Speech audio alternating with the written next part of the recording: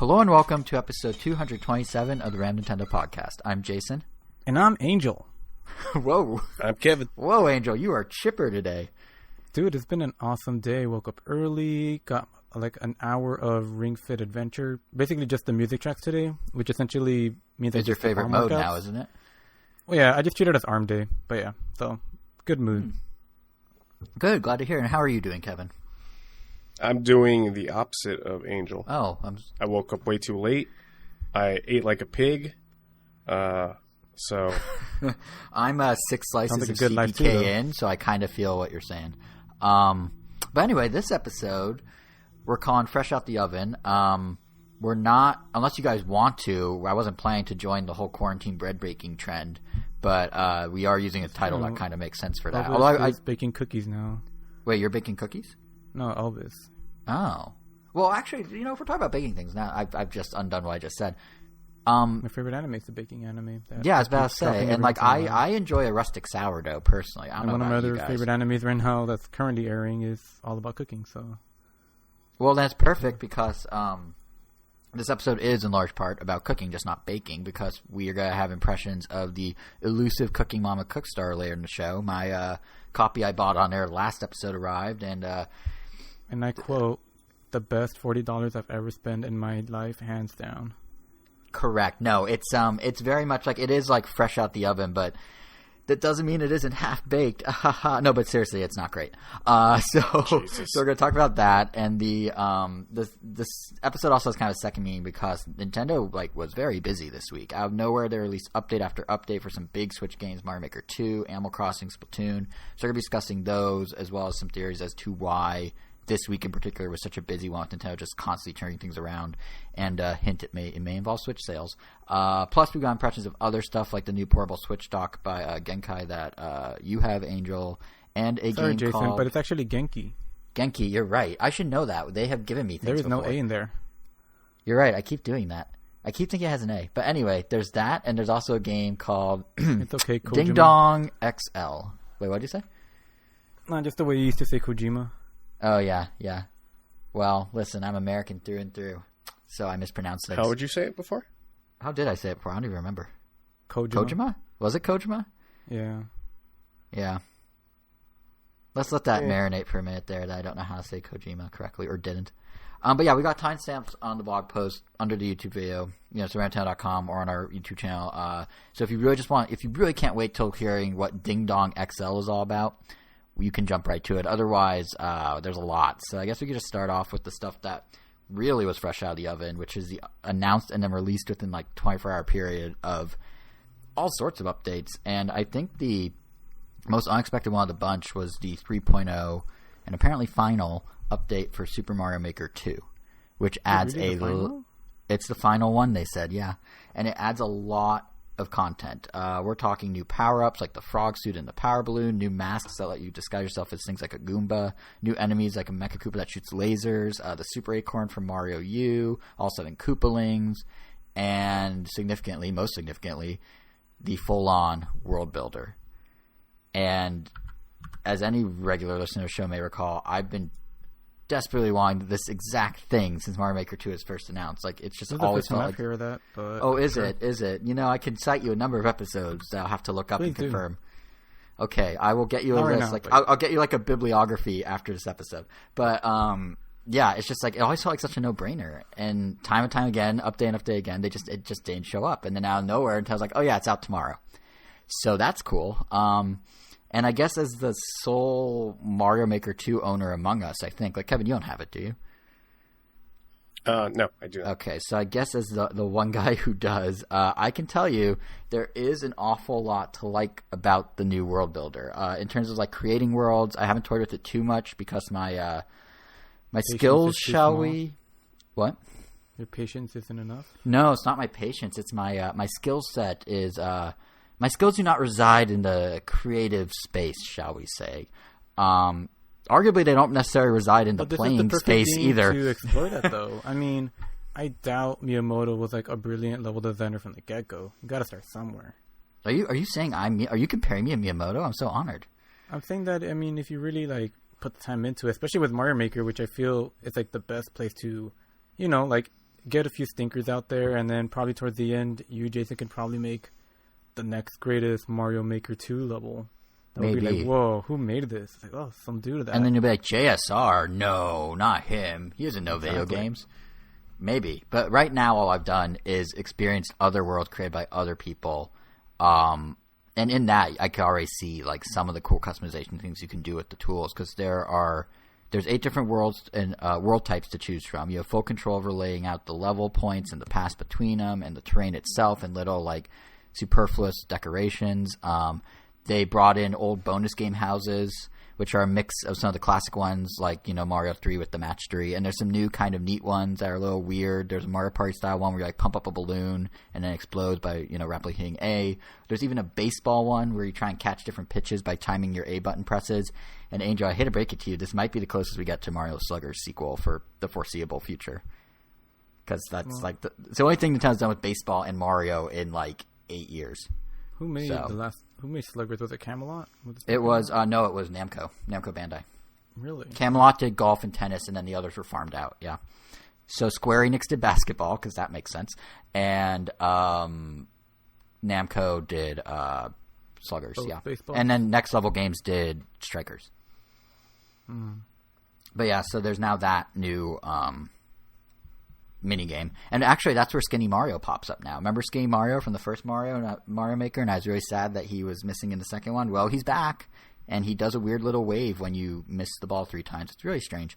Anyway, so that in and of itself is pretty cool. And it provides basically the glue of turning someone's one-off levels into like something more, into like an actual world. And then Nintendo made the actual pretty savvy move of letting you go back and access levels you've already played. So you have a list of all the levels you've experienced, and you can actually make progress or of all the worlds you experience, and you can make progress in them and then leave and then come back. It's just like they're these little self-contained games where you could pick up at your save point. So that's kind of cool.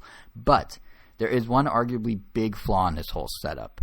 Like, it's really cool to build. It's really cool to go back to the ones you are playing, but how do you find them? The sharing and discoverability, it's just, I don't know what they're thinking or not thinking. Because, like, once you make these cool worlds and you have these full-fledged Mario, like, quote-unquote games, the way to get them out to people is kind of lacking. Because as anyone who has played either Mario Maker 1 or 2 knows, they have this pretty elaborate system for finding individual courses, right? Because they have leaderboards of creators and of courses. You can see what's popular. You can like and comment on each level. As a creator, you can have a whole host of 11. Yeah, you could put little like Miiverse style comments. I think it was always there. You could do stamps as well with like pre-written things. And those comments can pop up in the level too. But so you can like and comment. Oh no, I thought you meant like you could review the level after the fact. Besides, yeah, you could leave a comment when you're done. That will only show up once the level's beaten. But no, you can't leave a review with like stars or anything. No. But all those things that they have, and you can upload a whole bunch of levels to your profile and have people do all these things with all those levels. World Maker has none of that. It is nothing like that. Like, first off, you can only have a single world on your profile at a time. And the only way for people to find your world is if they specifically seek out your profile.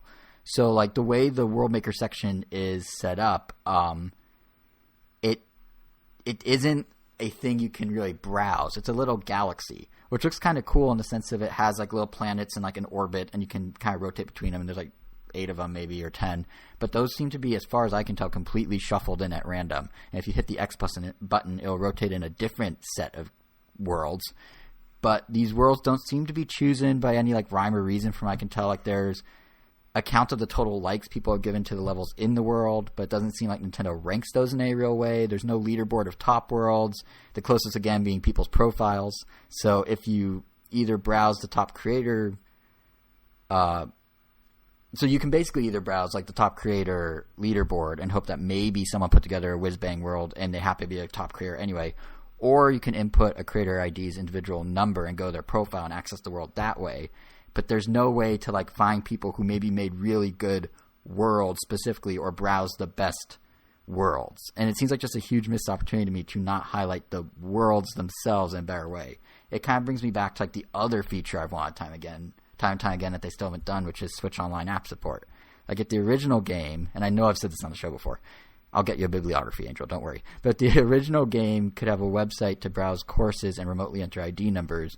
Why can't Mario Maker 2, especially in light of worlds, which are even harder to find good ones of? Like, it just seems like such a weird. Like they're ending the support here without ever building that.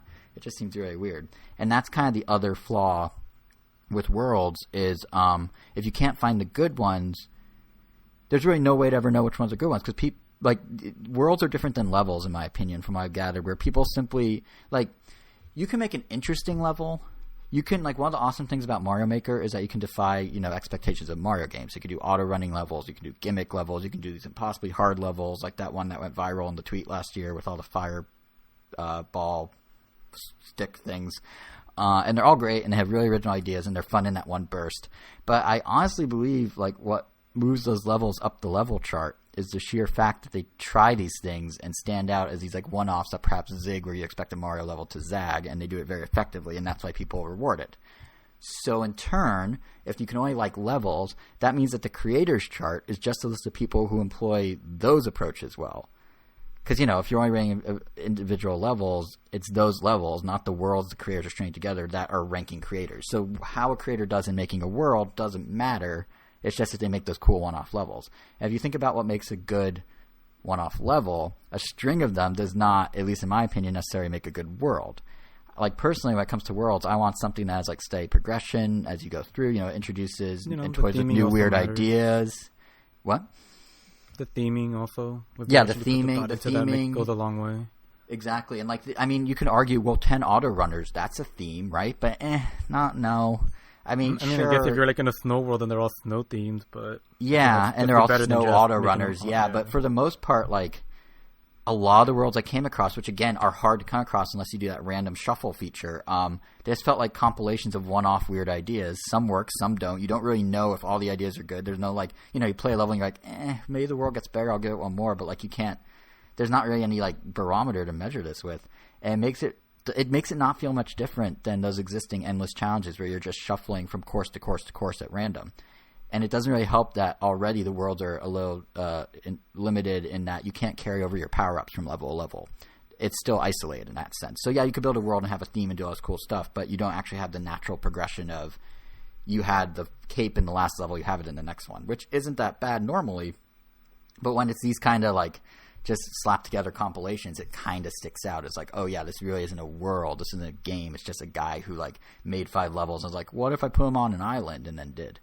So without the discoverability that even courses have, without the ability to browse people or enter creator IDs to an app or browse people by their worlds, not by their courses, it's actually kind of hard to find good worlds. The ones that actually feel like self-contained games.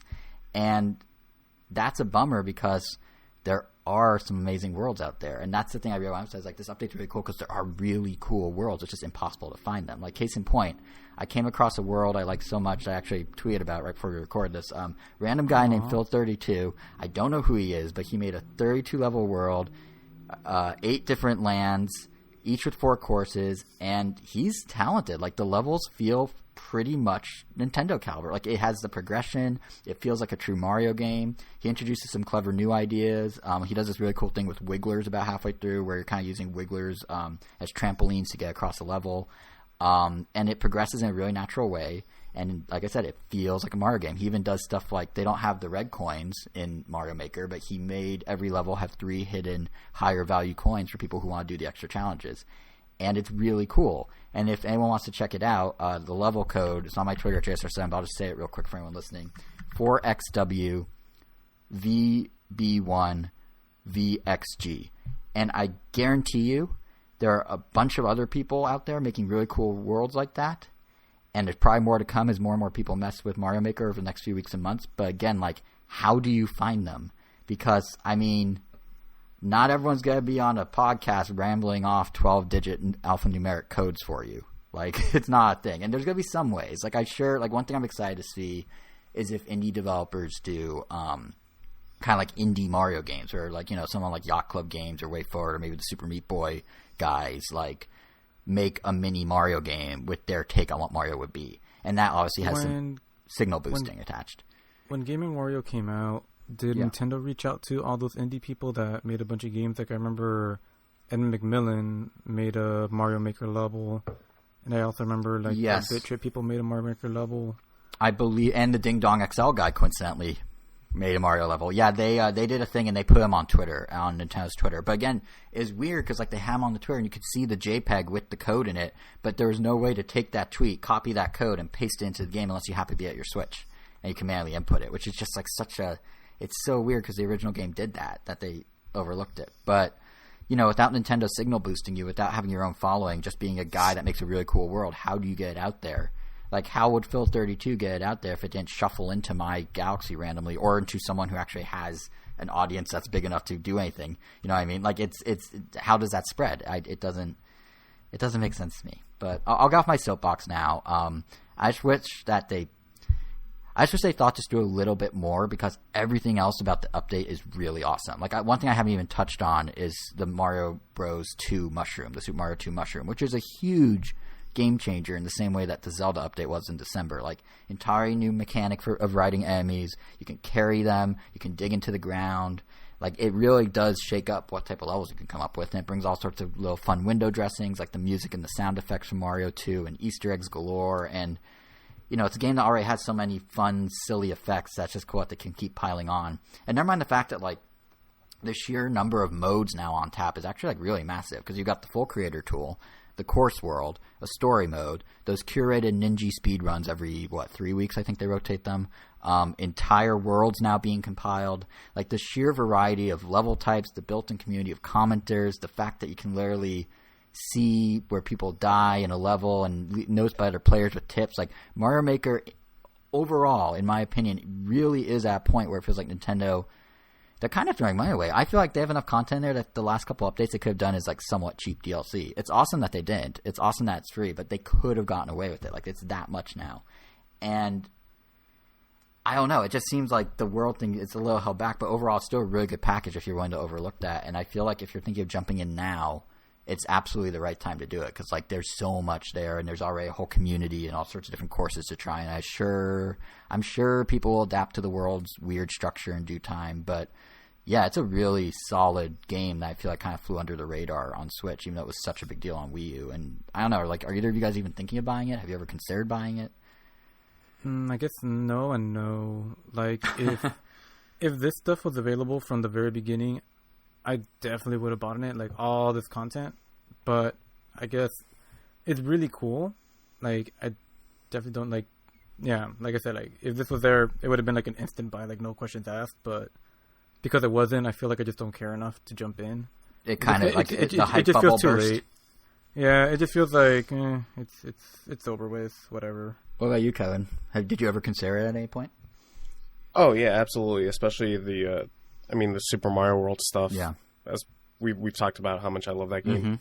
Mm-hmm. And I think I was ready to pull the trigger. And then at some point, I was just entertaining the fact of, let me just buy Super Mario World. Let me just find a Super Nintendo Classic somewhere. Then that never happened. But then eventually, we did get Super Mario World on the Switch. So I got my fix there. So I will say after that, I never really. Oh, sorry. Go ahead. I actually probably would have bought it if they did come out with with a Paper Mario style. Ooh. That's an interesting idea. That's the other thing that I kind of was in the back of my mind, but I wasn't actually going to bring up. But now that you mention it, the other downside of them doing this as the final update means there are no more styles. They had all this untapped potential of styles, and they came close with Mario 2 because there's new gameplay mechanics, and they came close with Zelda because there's new gameplay mechanics. But what a missed opportunity to not do actual style changes in the way you're describing, Kevin. Like Paper Mario, a fuller Mario Land besides just one item. So speaking semantics here, they said that this was the last huge update. Right? They call it the final update. They said nothing about the size or scope. Yeah, the final update. Who's to say? It's not impossible for them down the line to sell styles as DLC. That's true. Update and DLC. If you all get into semantics, you're right. They are different, and that could be how they justify. These are free because they're building the audience to have a bigger crowd to sell DLC. Right, but at the same time, do we honestly think that this is going to be that they're actually going to sell DLC for this game? Because, come on, they're still botching Super Mario Party. That deserves DLC. Yeah, that's what I was going to bring up. Yeah, but yeah, I don't know, man. It's a little disappointing, but whatever. I mean, at this point, I guess my hope is that the community around Mario Maker 2 can build up to the point where even if Nintendo is no longer going to update the game or add new ways to find worlds, which is my sticking point through all this, because I love the worlds, they're so cool, but like I can't find good ones easily. But my hope is if Nintendo's not going to do anything, perhaps the community itself can do it. Because like there's already an existing however many million copies of this sold, and that's nothing to sneeze at. But if a lot more people start getting into Mario Maker now while they're stuck at home in isolation, I feel like some really cool stuff could come out of it, and maybe someone will build a tool. It's kind of what we're seeing happening with Animal Crossing already, where people are filling in the gaps of the functionality with really elaborate websites and tools that are really cool. Like last episode, we were talking about how people are coming together with various design sharing and all that. But the real heart, I feel like, of this kind of ad hoc, self-made Animal Crossing community seems to be the economy and what's sprung up around that. Like most notably around turnips and the whole stock market. And it's kind of insane how much there is now. Like Angel, you've been playing the stock market, right? A little bit. I learned about this website through my brother and his friend. It's called like the turnip.exchange. Mm-hmm. And it's literally just people posting up their turnip prices every day. And you can enter a queue and get in line, and it's way more organized than you would imagine. Like you see, everyone can set how many people they want on their island at once, so that it doesn't get too hectic. They could put whether they want any donations or if it's free reign. It's really cool. It's definitely something that I didn't expect. Well, I don't know. I guess I shouldn't. For all I know, this could have been a thing during New Leaf, but I feel like it's just more prevalent now because of just how impactful Animal Crossing has been on Twitter and all these other social media platforms. Dude, it's everywhere. Do you see that story going around about Elijah Wood trying to get turnips? Yeah, that he got them, but yeah. yeah, I mean he got them, yeah, but like that's a good it's literally everywhere. Like, yeah, it's I don't know where I was going with that, but yeah, it's kind of crazy how big it is. And I was browsing Turnip Exchange a little before we hopped on this recording, and it actually reminds me of a whole different site that I know of. I don't know if you've toyed with it, Angel. Nookazon? No, that doesn't. It's kind of a similar premise in which fans are coming together and they're building like an entire interface just to fill a gap of what the game offers. But with Nookazon, it's a full-on shopping site. So they divide up various items in the game by category, just like a real e-commerce site would. It has the Amazon look, but instead of paying real money, everything's listed in bells. People can list what they have available, and then the site helps facilitate a way for the buyer and the seller to plan an island visit and make the exchange. Like you put your information, they put their information. There's like a message system, and it's basically like eBay crossed with Amazon, but for in-game items using in-game currency. That's pretty funny. It's really cool. It's very much like Turnip Exchange, and I think it's just really amazing that the fan culture of Animal Crossing is doing stuff like this and building stuff like this, and it goes even beyond this, which was crazy. Because like any good culture, it's not just economics. There's also you got to support the arts too. And to that point, the Getty Museum here in LA, which just for a record, in my opinion, is one of the best museums in LA, probably behind LACMA and the Broad, but still, it's up there. But they built their own tool, or at least borrowed an open source tool to help fans import the 72,000 pieces of art in the Getty collection. So like essentially what they did is the guy created a page where you choose some of the most famous pieces and it'll instantly generate a QR code you can scan to Animal Crossing. Or, and this is where it gets kind of wild, if you know the URL of the digital file of the art, it's a file type known as IIIF. You can pop that URL into the generator and it will make it Animal Crossing ready, whatever it is. Every page of the Getty's collection has an IIIF file, so any piece of art of theirs works, and it doesn't just have to be Getty art. Many museums, apparently IIIF, which is really fun to say, apparently it's a very common format for museums for online collections. So the Getty is actively encouraging people to take URLs from any museum that uses it, pop it in their little generator, and it'll just work. It's really cool. And it's crazy that like a museum as big as the Getty, which is like one of the probably landmark things here in LA, is like someone on their team or enough people on their team are into Animal Crossing enough and see the marketing potential here to actually have built this thing and made it work with a museum standard format. Yeah, it is nuts. Yeah, it just really goes to show you that we live in. Yeah, and part of it's of course because of the quarantine. Everyone's stuck at home, so what else are they gonna do? Wild world indeed. Do you say a wild world? Because well done if so. Because you could also say that the museums are starting to turn over a new leaf if you want to go down this road, and really are really entertaining some city folk. Stop it! As we're trying to explore these new horizons of stay at home. But anyway, I'm logging off. I'll see you guys later. Oh, but no, what I was gonna say is it does go to show that like the Animal Crossing community is really everywhere right now, which means that the game is being utilized in ways I'm sure Nintendo didn't even anticipate. Like, Nintendo probably predicted someone like Adult Swim would come around and make Rick and Morty designs you can download, which they did. But I bet you they did not expect like the Monterey Bay Aquarium to do virtual educational tours of the Animal Crossing Museum on Twitch and use that as a way to teach people and kids and adults alike about sea life. Or that in China, like pro-Hong Kong protesters are using the Power Maker to slip past censorship and promote their views to the point that China had to ban the game from being imported into the country because it was too contradictory to what they wanted to present to the country. Oh, wow. It's insane. Like, it's crazy how big the world around Animal Crossing is now. I think my favorite story, though, of all of these, for the sheer unexpectedness, apparently, mentioning Animal Crossing on your Tinder profile will get you more matches. Wait, hold on. You heard me.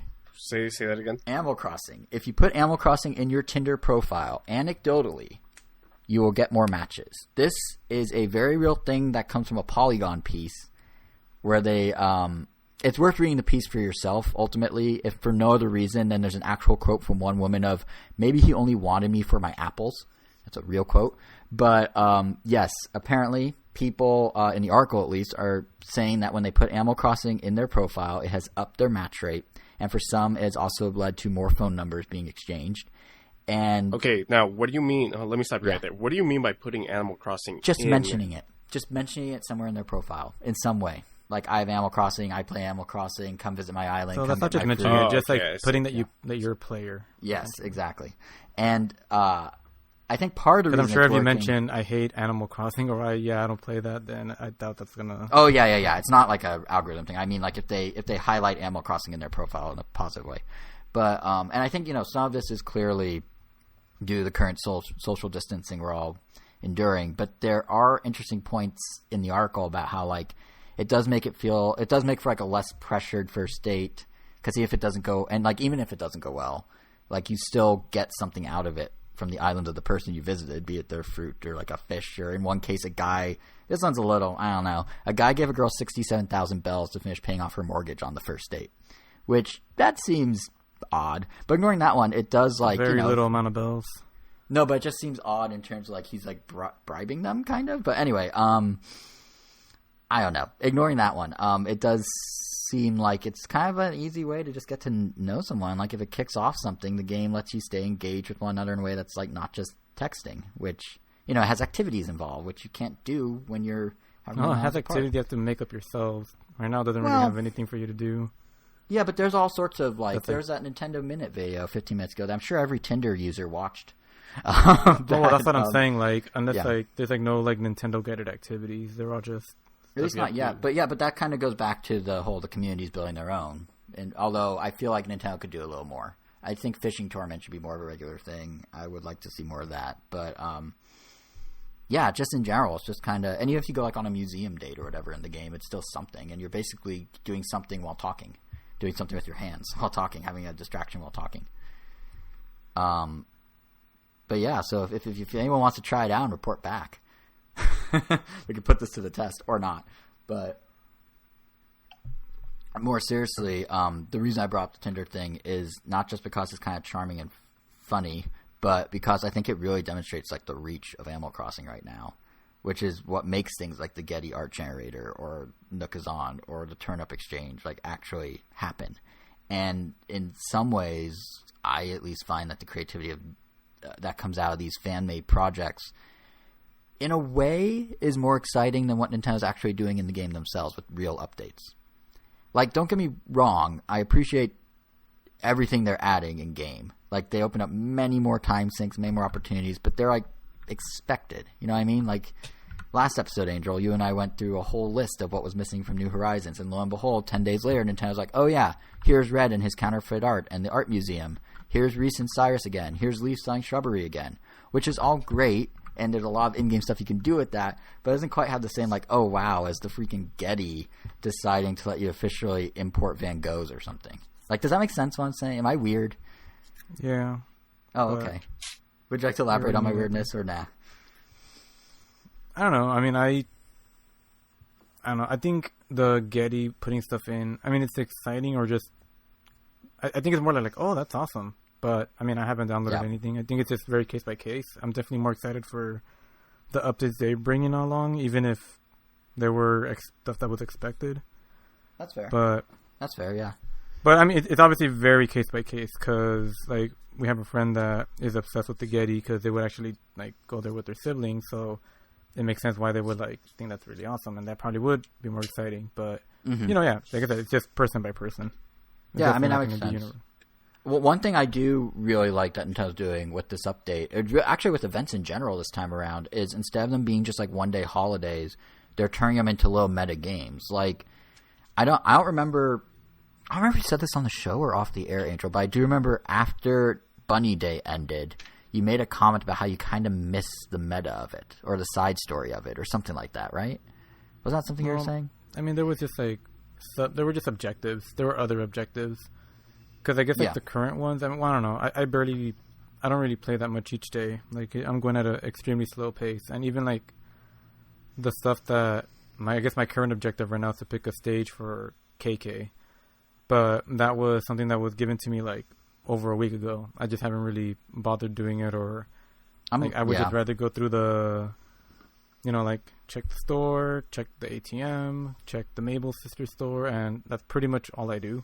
Mm-hmm. Just because, I don't really have that much time that I feel comfortable sinking into it yet. Right. But having the Bunny Day, because everything else doesn't have any urgency. Like I could set up the KK stuff whenever. There's like no like hard stop. But at least with the Bunny Day stuff, it's like, oh, I got to get all the eggs. So I actually set aside time in the evening to go and make sure I have like a couple of each type of egg or every single recipe or that I crafted everything. Yeah, I guess it feels like break time. It just feels like Animal Crossing downtime right now. It's funny because like I almost like I have the same, like it does feel like break time in a way. Like I feel like, you know, like right after Christmas and New Year's, like it's like after the holiday season ends, that first couple weeks of January is just like, this is kind of mundane now compared to all the crazy that just was. Like that's kind of what it feels like to me, and not necessarily in a negative way, just like the shift, the abrupt end of one thing. But what was kind of cool about these new events, and actually plays perfectly into your point that you know, you don't necessarily have a ton of time to do something on a given day, is it seems like none of the events are one day anymore. They're all multiple day long of activities with emphasizing different parts of the game and kind of bring them to the forefront. You know, parts of the game that maybe we don't have much that we need to do and where there is no urgency in, like Nature Day, which is going on now till May 1st. That rewards you with Nook Miles for planting flowers and trees. And sure, people are setting up orchards and everything, but that's like if they want to. But now there's like a gamified reason to. Or May Day, which is actually May 7 days because it's like the 1st through the 7th of May, obviously. That lets you get a special island tour where you can go to this one-off island, and there's a old favorite Animal Crossing character there that I won't spoil that seems to be hanging out there. And then there's International Museum Day, which is actually 2 weeks long, 18th through 31st of May, where you can earn stamps and actually like you get encouraged to explore the museum and look at the exhibits and look at all that crazy work that the designers put into a very impressive fake museum. And you know you're given stamps that give you stuff the more you explore the museum. Or like all of June, they're doing a wedding season where you can use your Nook phone's camera, which is a feature that obviously you can play around with. We definitely do when visiting islands, I feel like, but never had a real gameplay reason until now, where you're taking pictures of Reese and Cyrus, who are back, and you're taking their wedding photos, and you unlock special items, the more photos and the different photos you arrange and that sort of thing. So I think it's really cool, at least, that there's these 4 entirely different aspects of the game that are being highlighted Bunny Day style for the next 8 straight weeks or so. And I think that's, of the April update stuff, like Less Than Red, Less Than Leaf, all that, that's what I'm most excited about. Because like, it's not just a variety of activities, but it's how they're back-to-back all through summer. there's a hint of urgency, but it's still stretched out where if you don't play one day, you're not missing it. It's still there for at least a week in every case. And yeah, that's at least what I think is really cool about the update. Yeah, I'm definitely curious about the wedding stuff, just because I don't know, it's nice to see Reese and Cyrus, even if they are just getting married. I mean, no, they're celebrating their anniversary, but I do really like also. It feels different. Yeah, I like how they're reusing the characters. Like to my point earlier, where it wasn't exciting. It's like, oh, Red's back. I mean, I guess he's on a boat now. That's cool. And he's called Jolly Red instead of Crazy Red. But I do like how like Reese and Cyrus have a new role. The guy who takes the photos, I forget his name, but he had a different role in the past games. Like, it is cool how they're coming up with new ways to present characters we know. Something that I don't really hear, like, I guess a lot of talk about. I mean, I don't hear people talk a lot about this, but I do like, I guess, how they actually there's still, like, a consistent story throughout all of Animal Crossing with the animals. Oh, yeah, yeah. Like, I don't know, that's always really cool to see. Like, I like how, you know, the relationship with the Able sisters and Label has been, like, evolving, how Nook has been evolving. I personally don't like Isabel. I wish she wasn't reading the game, but, I mean, she's still... You know what's weird? You are the second person who has told me that this week. I don't know why. I just find her annoying. I don't know. There's theory she's an alcoholic because of that whiskey next to her. Oh, yeah. Like the first time I saw that, I thought that was... Like, yeah. I can't think of what else it could be besides whiskey or, I guess, tea. No, so apparently it's in Japan, it's some sort of summer refresher drink. Oh. Well, she sometimes like completely knocked out during the day, so she's definitely... Yeah, I mean, she's asleep. Yeah, that's clearly what it is, but Nintendo can pretend it's not.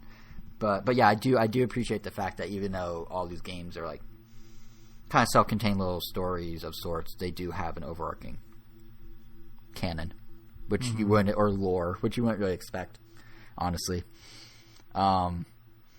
Yeah, but it's cool to see that like there is plenty to do in Animal Crossing going forward, and I think now that we know the next 8 weeks, we might finally be done talking about it on the podcast for a while. We've gone 3 episodes in a row, but we're running out of new things, I feel like. But now that we've talked about 2 of the like biggest updates this past week, Mario Maker, Animal Crossing, I kind of wanted to, for a moment at least, step back and look at kind of the broader picture here, because like really the story of Nintendo these past couple weeks, to me, has been how out of nowhere we're suddenly getting all this stuff, like especially this weekend. Like there are the 2 updates we talked about. There's a 7-day free Splatoon trial with a matching Switch Online trial for non-members next week. There's a Tetris 99 Maximus Cup centered around Ring Fit Adventure going on right now this weekend. Mario Kart Tour is even getting in on all this with a synced up new tour with Builder Mario to promote Mario Maker 2. And it's weird that this is all happening right now in this like 10-day stretch, because after months and months of barely anything from Nintendo, like we haven't had, and we haven't really had anything up to Animal Crossing. After May and June, we have no idea what's going on. So this kind of got me thinking, like, why now? Why hit us with all this stuff in a single week instead of spread it out, from February to July or something like that? And to answer my own question, I have 2 theories. I don't know if you guys have 8 theories, but I have 2 theories. Gotta take that as you don't. Probably because I didn't even tell you I was thinking this. But, I don't. Yeah, so I guess I have 2 theories. I really one theory in 2 parts. So in the normal times, back in the normal times, pre-coronavirus, Nintendo was supposed to have their next financial report, the release and the corresponding briefing this coming week. And it would have been the briefing that summed up their full fiscal year, including the past quarter where, again, outside of Animal Crossing, there was not a whole lot going on at all, like abnormally so. So what better way to, give investors a boost of confidence than to lead right into, they go into the briefing, they walk in, they say, hey, here's how we're starting our new fiscal year. We're reinvigorating sales of all our older titles. We got Mario Maker update this week. We've got Splatoon, a demo this coming weekend. We continue to offer incentives and free-to-play titles like Metroid, wow, like Tetris 99 and Mario Kart Tour. Like it's one big PR play for investors, basically, and it's one that admittedly banked pretty heavily on Animal Crossing being a big hit, because the thinking presumably would be that brought a lot of new Switch owners who perhaps after a month of playing New Horizons, maybe they're looking at other titles now, and nothing helps put a game back in the news and spark an old, perhaps somewhat lapsed player base like big free updates and in-game events. And if you kind of map out how Nintendo's unfolding these, it's really similar. It follows like the same rhythm of every 3 or 4 weeks we need to give Switch owners something new, that we saw back when the Switch first launched, or when even the Wii launched back in the day. Like, every month there was a new game. Every month there was a new thing. It's just on a smaller scale here. So this month, we got the updates. Next month, we're getting the return of Splatoon's Splatfest for a one-off event, which is a perfect mover for people who maybe try the 7-day demo next week, like it a lot, and then you quickly, like, oh, there's an event in 3 weeks. I need to buy this game and really get into it now so I can compete. So there's that mental mind trick. And then, there's Xenoblade right after that.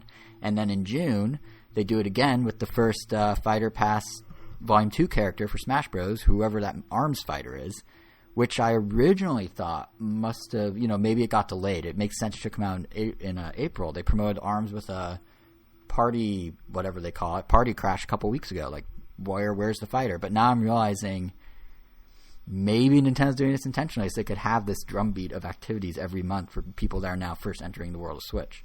And that might be why they so vaguely promoted it months in advance, although I think both of us were kind of frustrated by them doing that at the time, if I remember correctly, Angel. Yeah, it feels like a trap, because they should just announce a sequel of anything. But, Yeah. Yeah, but it's, yeah, I wonder if they will. I wonder if, like, if Smash does well, if the ARMS character in Smash takes off, if that is a chance at a sequel, or if they're kind of testing the waters with a broader audience now. Well, really hope they do. I mean, now that, I don't know how long it's been since they said it was going to be an ARMS character. How long has it been? Almost a month? Has it been? Yeah, about a month. Yeah, I think it was like this past week where I guess I just decided to think again about this character.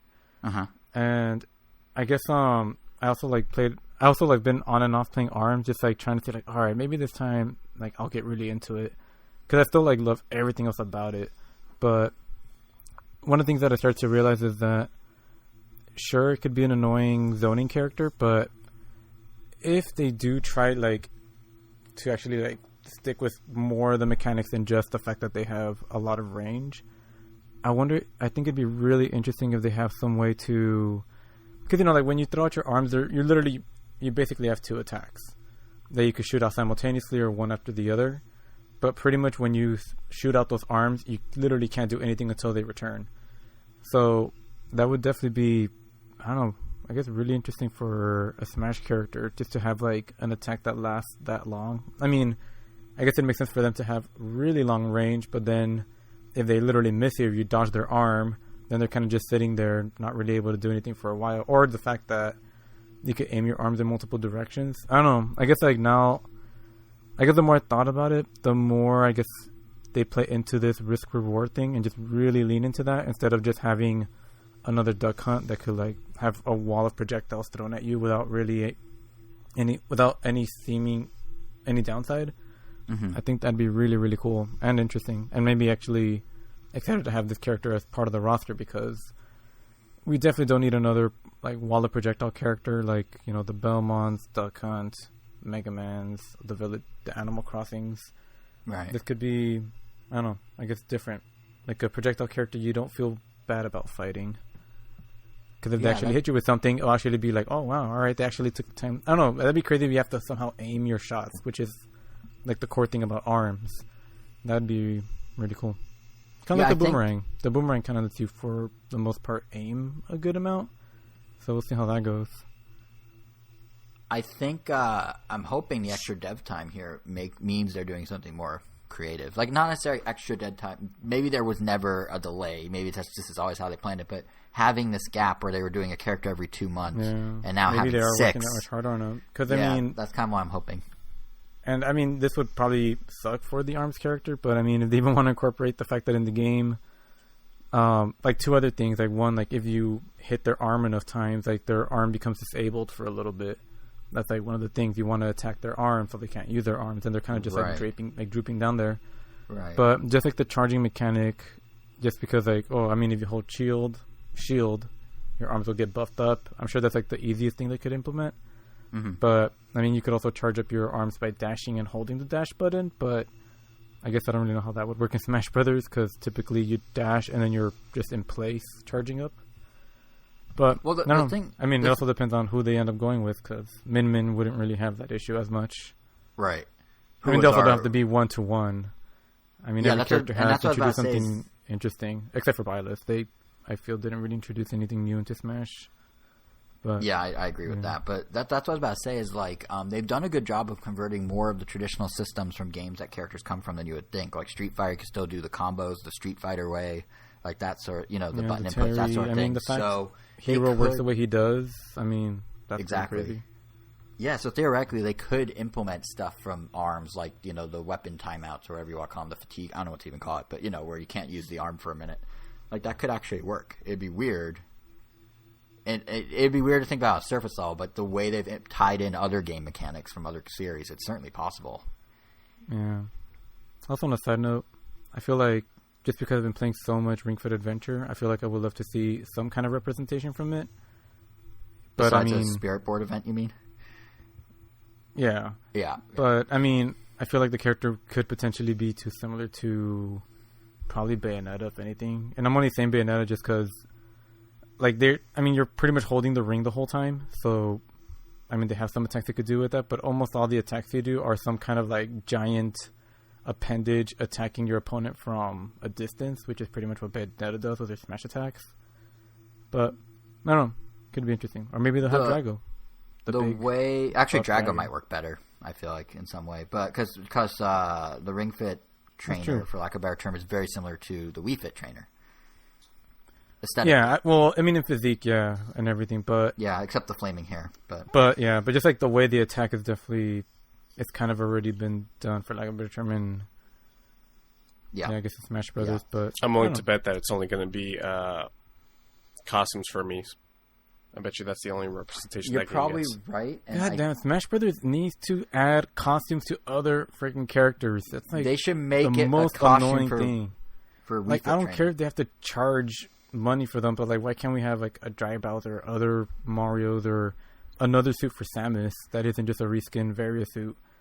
Part of me thinks that Nintendo may clearly can make them, and they added some for Smash Brothers Ultimate and somehow took some away. So I don't know, like Yarn Yoshi would have made more sense than the felt Yoshi they added. Like, you can barely tell there's any difference unless you're really paying attention.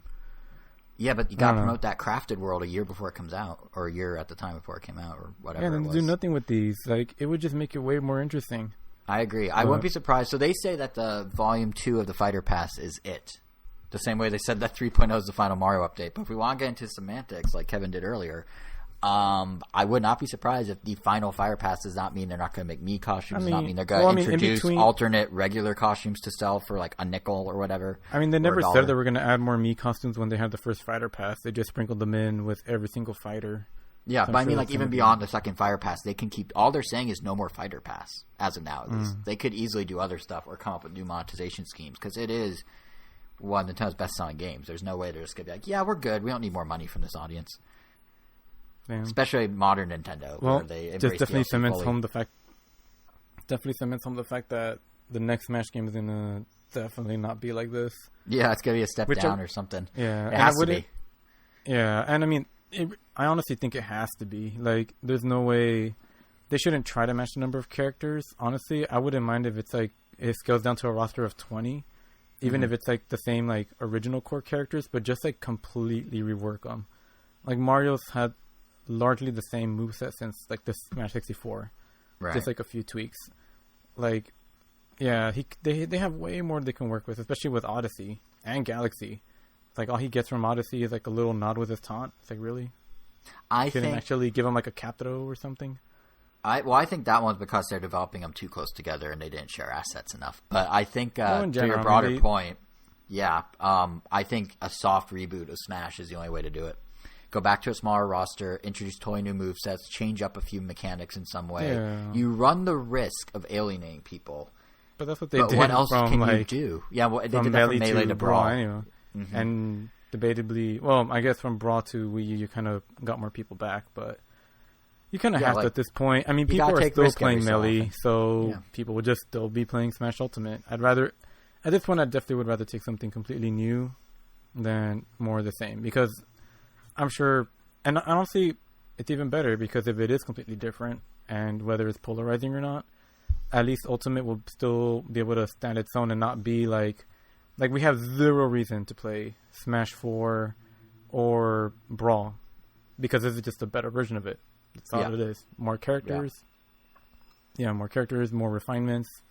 So if the next one is another Ultimate, then I just want a reason to come back to Ultimate, and I'm sure there will be. What if the next Smash is just straight up a fighting game? Like they just dropped the party mechanics?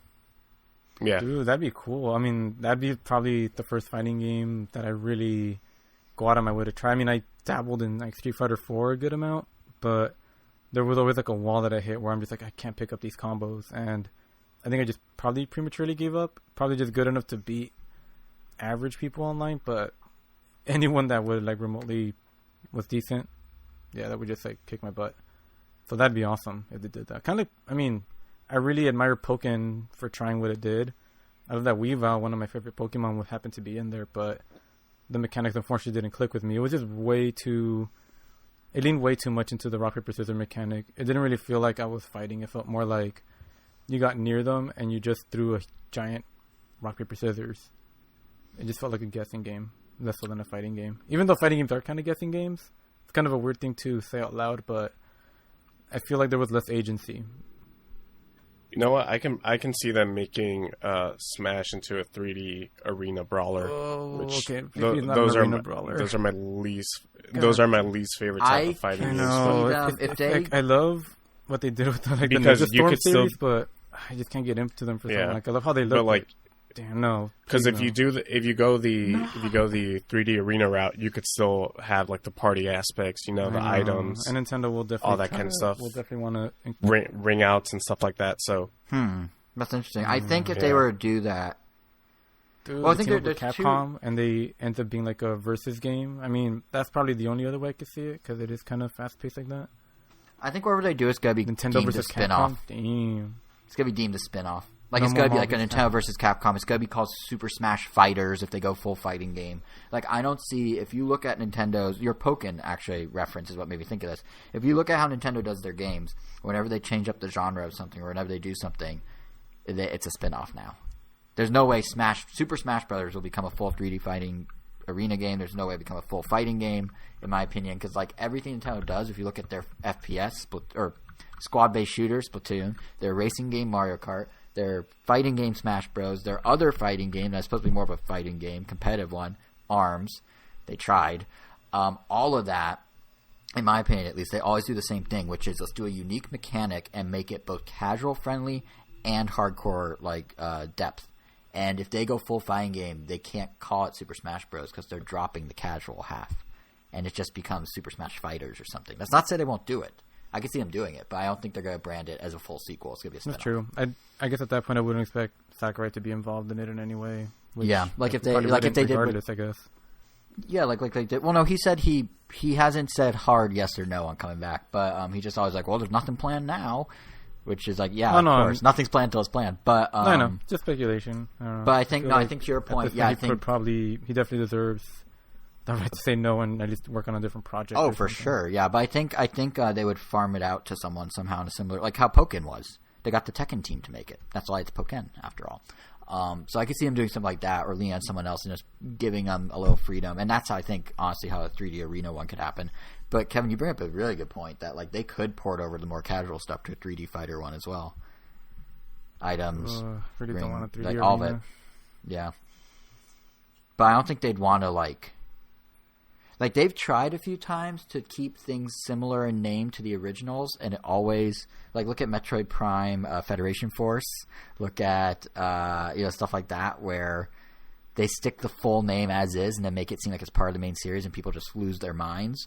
But like Metroid Prime and Metroid live side by side and they were very different. They both were fine. And at first people were like, what is this? But then Nintendo kept saying, oh, it's Metroid Prime. It's a separate thing. It's a first person, completely separate. Metroid itself is still a property. And then people sort of like, okay.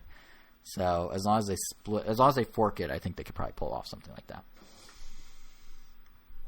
Sure. But it would be cool. I actually would be interested in seeing how they do it. A 3D arena fighter. No. Oh, man. Those are... I'm not saying it'll be good. I'm interested in seeing them attempt it. No, I don't want to see them attempt it. If there is anybody who could possibly make a 3D arena fighter good, it might be Nintendo. But they already tried. Because ARMS is kind of... Yeah. But like ARMS is... I'd rather play ARMS than like Jump Force or that My Hero Academia fighting games like... Honestly. How is Jump Force? Because that just came to the Switch. Or it didn't just come to Switch. It was just announced for Switch the other day. Jump Force, very mediocre. Oh. From what I've seen and what I've heard, very, very some mediocre. ultimate attacks look neat. It's not like I really give it. Like some of the Yu-Gi-Oh! Monster ultimate attacks, but I don't know. Nothing about it makes me want to play it. They need to bring back Clay Fighters. Anyone remember Clay Fighters? I don't remember if it was... Nope, they do not. They do not. I was about to follow up with. I don't remember if it was good. I don't remember anything about it except it was called Clay Fighters. So I thought I just. The only thing it had going for it was the art style. Yeah, I liked the name as a kid. 63 and whatever a half. You could see where where I cut my teeth on my lame sense of humor when I'm like, it's not quite 64. How clever, but. Yeah, I actually don't remember the game at all. Just the name. You fall in the same pantheon of people who were like, "Oh, they need to bring Battletoads back." And like, no one ever needs to bring Battletoads back. Yeah. And then they do, and they're like, "Oh, damn." Yeah, like why? Yeah, why is this back? There is, if we're talking, which I don't know. I don't know if did that game ever come out. The not yet. The Battletoads remake. Yet. Let me see. I don't think so. But on the topic of remakes that most people are like, No, I haven't. Legitimately, I want. It could be like $15, and it could just be an up-res, but I would be down for a re-release of Gex 64, Enter the Gecko. Now, it might be nostalgia clouding my judgment there, but as a kid, I loved that game. It's a 3D platformer, but each level and world was based on different tropes of movies and TV, and it was kind of had that like 90s like unnecessary attitude thing. But I did really like it as a kid, and I would revisit it for like $15. Not saying it deserves to come back. I'm just saying I would play it if it did. I remember playing that demo a lot, but... Was that a no to Battletoads or a no to my idea of Gex? Or both? To your idea of Gex. Oh, okay. Both.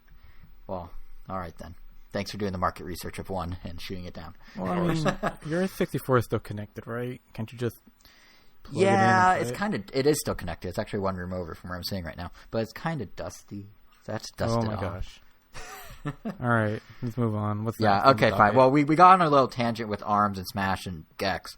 But the point I was making before is that Nintendo basically needed all these updates now to really capitalize on the wave of new Switch owners and to show investors they're doing that. And that wave of Switch owners is very big, bigger than I think Nintendo could possibly imagined, as of course evident by all the shortages. I mean, like if you look at what people are scalping right now out in the world, out on the internet, it is toilet paper, it is webcams, and it is Switches.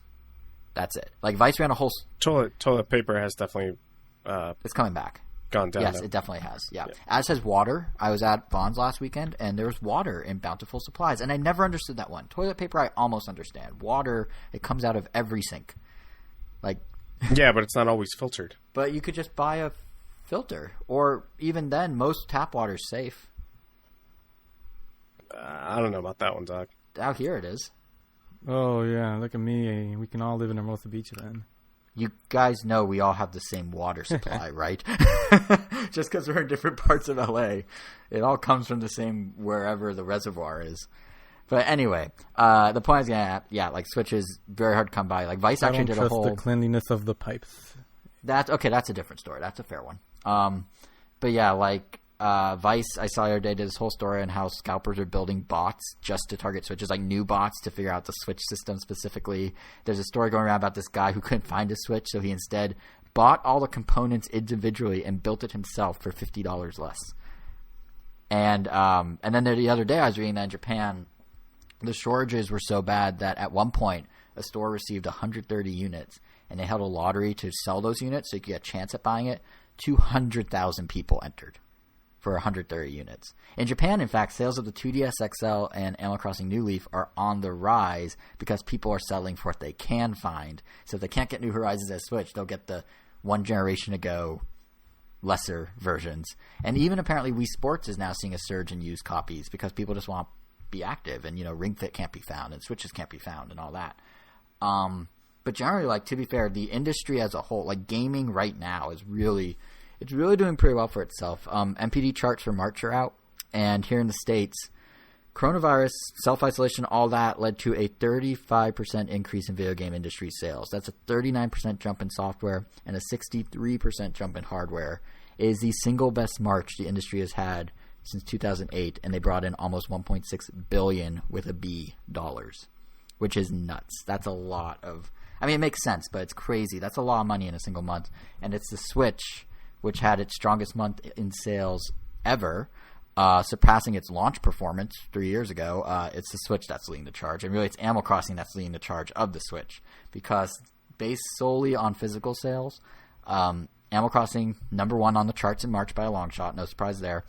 It's off 10 days of tracking, and in those 10 days, it became the second best-selling game of 2020, only behind Call of Duty.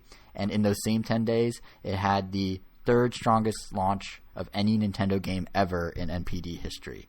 The only 2 games that outperformed Animal Crossing were Smash Bros. Ultimate at #1, with the current record holder, and Brawl back in 2013. Or, sorry, 2008. Where did I get 2013? It's 2008. What? Do we know what the rankings are digitally? Not exactly, but real quick, just give you an idea of how big this Animal Crossing thing is. That means New Horizons has sold more physical copies at launch than any Mario, any Zelda, any Mario Kart, and presumably, if I understand what they mean correctly, any individual Pokemon title ever did. That's crazy. But yes, digital, that's a good question, because we are just talking physical sales. Digital, Nintendo doesn't really say the numbers except when they put out their financial reports. So we'll have a better sense next episode after their delayed financials come out. But according to an analytics firm called Superdata, they claim the game has already sold 5 million copies digitally around the world, which, for one thing, means it's already one of the Switch's top 10 best-selling games of all time. And more significantly, according to Superdata, it means that Animal Crossing has sold more digital copies in a single month than any console game has ever sold in a single month. The previous record was held by Black Ops 3 years ago. Damn. It's crazy how big Animal Crossing has gotten. Like, it's really wild. And it's kind of got me wondering, like, what are Animal Crossing and Switch going to be like in April? Because obviously a lot of what's driving this astronomical success is circumstance. You know, we point out time and time again, Animal Crossing is the perfect game for quarantine. And it still remains true. And April, that was a whole month of quarantine. But April also was a month of other releases. So even though Nintendo right now, their stock is at a 52-week high, the highest it's been in a year. Even though right now they are trying to up their Switch production by 10%, according to Japan's Nikkei newspaper. Even though all that's happening, the industry as a whole is doing a lot. Because like we also just got, at long last, Final Fantasy VII Remake. We also just had that Fortnite event a couple of days ago. Like in gaming in general is wild right now. Everything's doing great. So I'm really curious to see like where Animal Crossing falls on this hierarchy of stuff. I think it's still gonna be #1, but like Final Fantasy had a lot of hype around it. I imagine that's gonna be doing super well as well. I mean, Kevin, how is that going? You're still playing it, right? Yeah, I'm still playing it. Last major article that I saw was that it fell just short of Final Fantasy 15's I think like opening week sales or. Really? It didn't outsell 15? I thought it would have, because it's like pent-up demand for like a decade. I would assume it had to be because of COVID. Yeah, probably. I think it shipped, and that was the other word that they used to. They used ship, not sold through. It shipped 3.5 million copies. That's still a lot. Still a respectable number. Is it? Are you still enjoying it? Like you've been going through it, right? Oh, I'm loving it. Has the camera gotten better? Or at least have you gotten used to it? Like, have you gotten used to it? I've gotten the areas have opened up a little bit more. I'm not stuck in like some facility, so it's more open now. But yeah, I'm having tons of fun with the game. Nope. I hope that this would be a game that could come over to Switch. I don't see why it can't.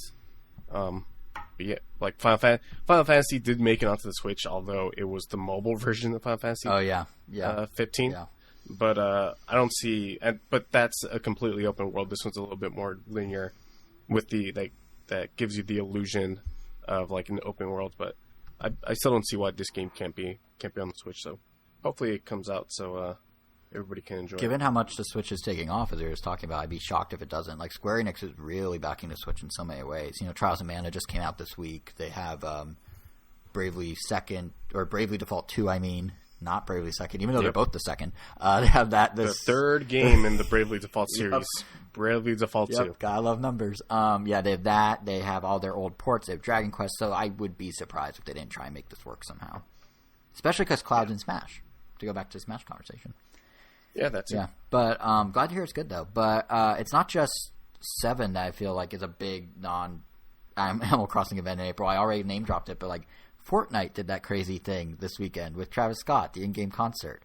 And besides being like a kind of cool, trippy, interactive music video, it was also the game's single biggest event in its history. 12.3 million concurrent players tuned into the first or participated in the first of the 5 Travis Scott shows in the game, which is a very large number. That's 2.3 million more than did Marshmello a year ago, and that's significantly more than did Star Wars or any of the other events. Poor Marshmello. What? No, I just said poor Marshmello. Yeah, well, he's not quite as big as Travis Scott is at the moment, so it's not surprising. Who is but Travis did you Scott? The rapper Travis Scott? You'd help. You'd recognize it, Sicko. You won't know the names of the songs, but you would recognize it if I were to play it for you at some point. But Kylie Jenner's baby daddy? There you go. That's terms Angel will relate to. Kylie Jenner's baby daddy. Who's I mean, I know the name Kylie Jenner, but I still don't really know what she looks like. She's her Kardashian. Yeah. Oh, the one with the makeup empire. I don't really know what the Kardashians look like. Like, just look her up. They look like one day, yeah. One day. One day I'll work up the courage. All right, so he doesn't sound important enough to look up. It sounds like. Yeah, no, I get what you mean.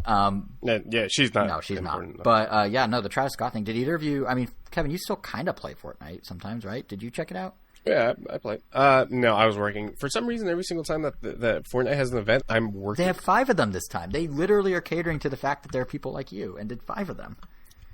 Oh, the last one. No, I saw one of them, and yeah. I was fine with just. Oh yeah. No, I don't. Oh, it's tomorrow. Oh, I'm working. So. There you go. But yeah, it tomorrow as of this recording. Anyone listening when it's live, it already happened. I'm sorry. We're talking about the future and the past. But yeah, it was kind of like, so you watched it. So you it's kind of cool, right? Like, I mean, they made a Gigantamax version of Travis Scott, but yeah, it was kind of like a weird, trippy music video thing. For as much crap as Fortnite gets, they still produce live content better than anybody in the game right now. Oh yeah, yeah.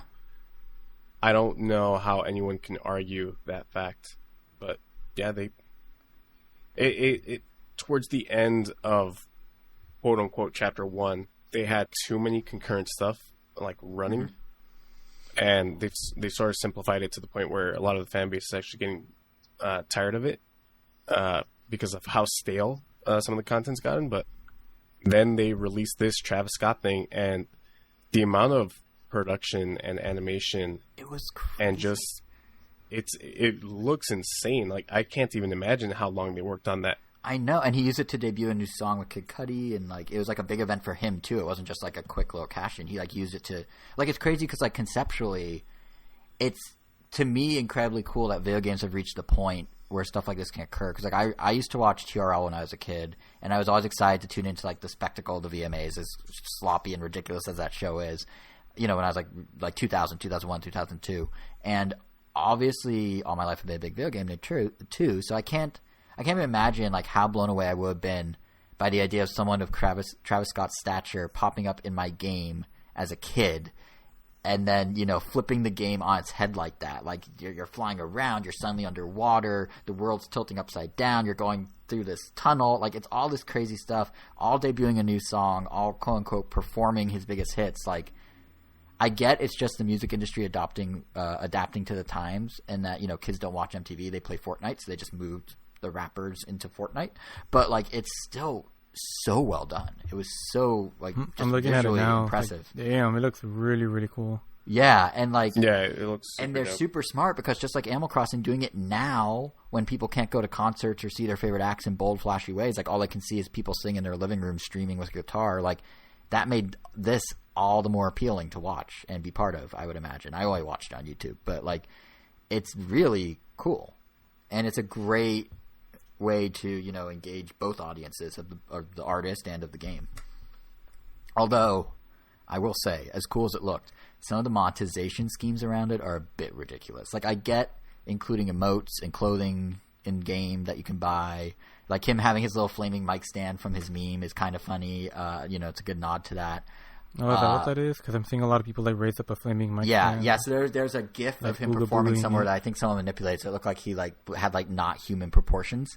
Like his jaw was like really like wide open, like unnaturally so, and it kind of became a bit of a meme around Travis Scott, and then they actually reference it, which is kind of cool.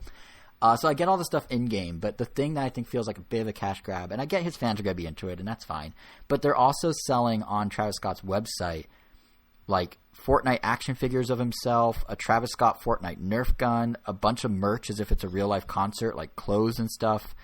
And I don't know, like to me that's a lot to commemorate what amounted to a 12-minute concert. The merch is kind of cool. No, I get, didn't hear about that. Yeah, they have like shirts and like action figures and Nerfs, like I was saying. But I get that it's to commemorate something you experienced in the game. Well, yeah, and sure, but my point is, like, what he basically did was a 15-minute award show medley just in a video game.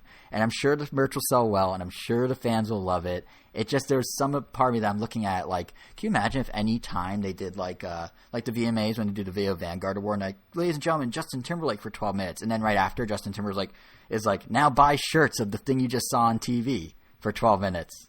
Like, it just seems a little, I don't know. It's just a little strange. I personally, I think you're alone on this. No, I think fans would. I see absolutely nothing wrong with it. I don't know. It just struck me as kind of silly, but I do think fans will love it. If anything, it's like, I don't know, because at least right now, because these events are, damn, like the production values on this thing are so crazy. Right? It's like really good. It's like, I'd be kind of, I think I'd be a little disappointed if there wasn't any kind of merch.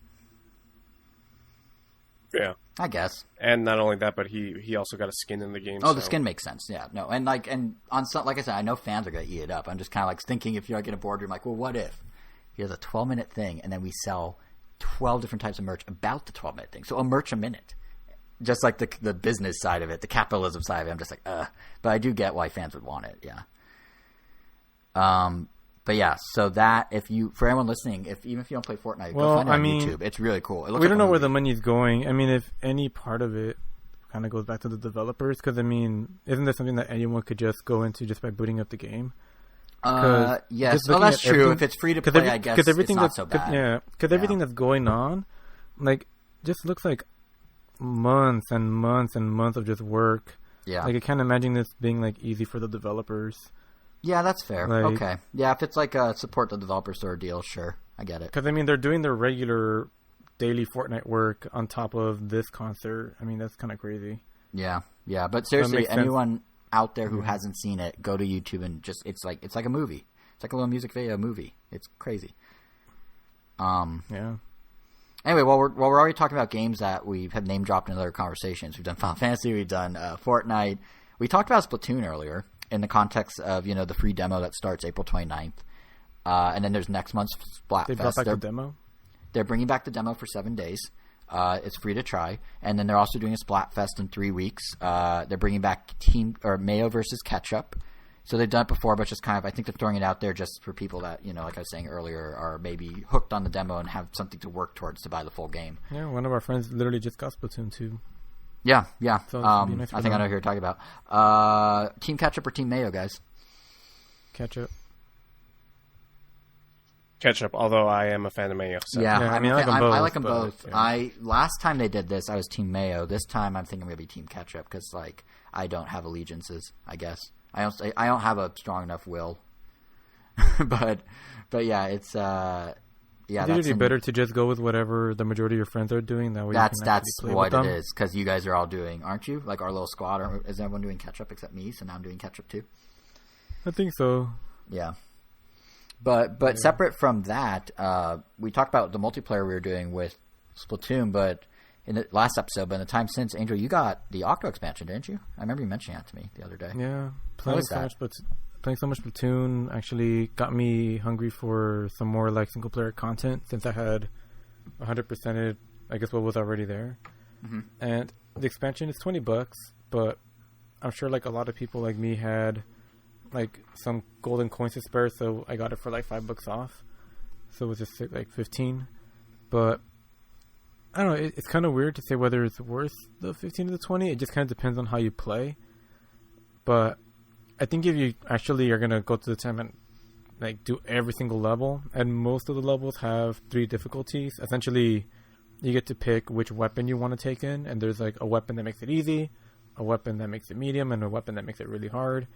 And believe me, the hard ones are really hard. Like you have a lot of missions that are pretty much if you miss a shot you lose, and they go by pretty fast. So yeah, that makes it kind of tricky. But if you're just gonna go from A to B and just like beat the campaign, it's really short. Like I mean, I beat the campaign in a weekend, maybe like 2 hours or less. How many?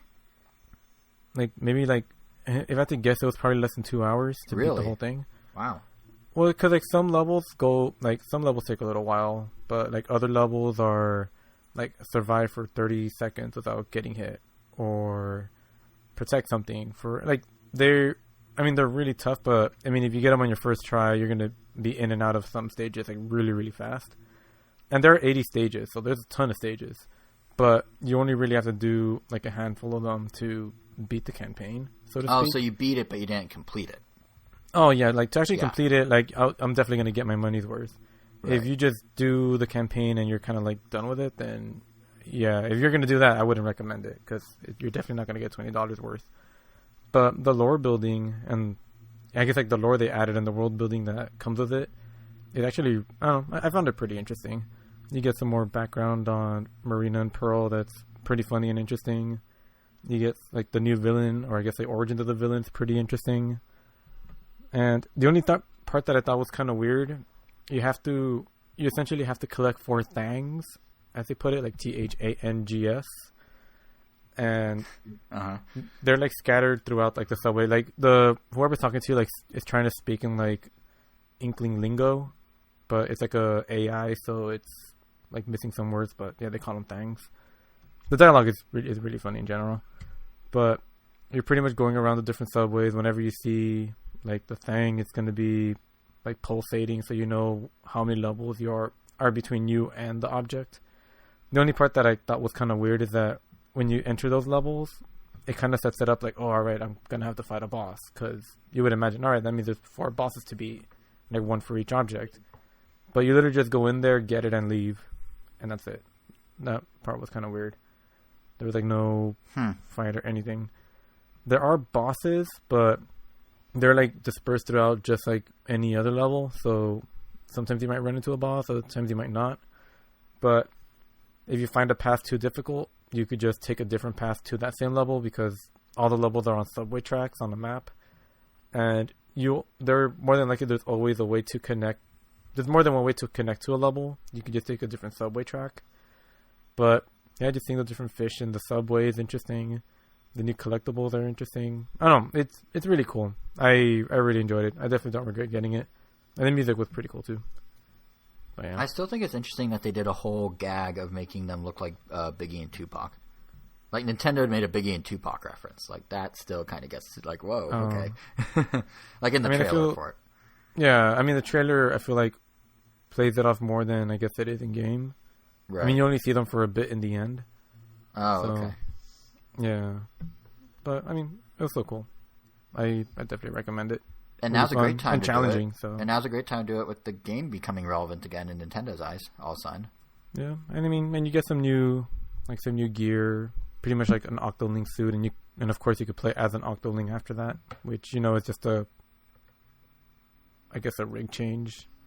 But yeah, does the Octoling actually play any differently, or is it literally just cosmetic? No, it definitely doesn't. Otherwise, it would break the game, or they wouldn't. True. Yeah. True. But, well, sounds cool. Maybe I'll eventually dive in, because I too am doing multiplayer with you, in fact. So yeah, it's a good way to practice. There's definitely plenty of levels that can help you get better at sniping, just because they're all about like pin perfect accuracy.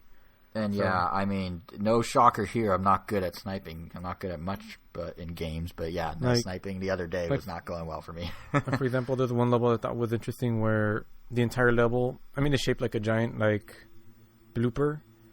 But everything about the stage is made up of boxes or crates that can easily break with ink. So, but the object of the level is to defeat 10 enemies before the time runs out. But you have to be careful with how, I guess, you have to be careful with your aim, because you might destroy literally what you're standing on, because everything is breakable. But the harder, the easier difficulties give you like something you could fire with.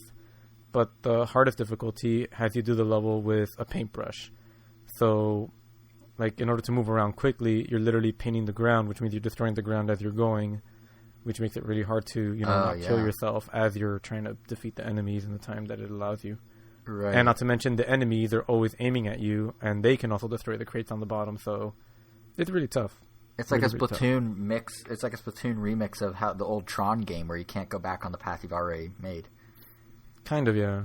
I mean, there are some crates that are a little more durable than others that make it a little easier, but it's really tough. It's definitely they're all satisfyingly challenging. Like, they may make you upset or something, but once you beat them, it feels good. Right. It's that nice little, they hit a nice point. So, right. You said it was what, 20? Yeah. That's not bad, given 80 levels and all. Mm-hmm. Yeah, that's Splatoon 2 Octo expansion in stores now. Nice. I guess we may as well just keep doing this round robin of what we're playing. So I guess you two just went. So I guess I'll give my impressions of our episode's namesake. I could talk about the elusive and legally questionable Cookie Mama Cookstar. Here we go. So this is what I've been waiting here we for. go. So to catch up anyone who missed it last episode, this is a game that's basically impossible to find.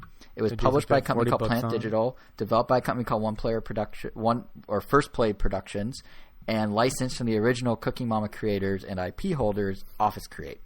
So, in the time since our last episode, each side, Office Create and Planet Digital, put out a statement that seemed to roughly confirm what we reported last episode, which is, first, Office Create basically put Planet Digital on blast, saying that the game was not of good enough quality for release and thus shouldn't be. Then Planet Digital did it anyway, violating their contract, or so says Office Create. Now Planet Digital is rebutting, saying, well, actually, it's well within our right, and we think the game is good enough to release. So now that's a legal matter between the two of them. But with the court shut down due to coronavirus, I would like to humbly submit myself as the judge and jury on this matter, because I have the game. Not in terms of the contract. I'm not a legal scholar. I can't help with that. But what I can do is make a ruling on whether the game is, in fact, good enough for release. And the answer is nope. It is not.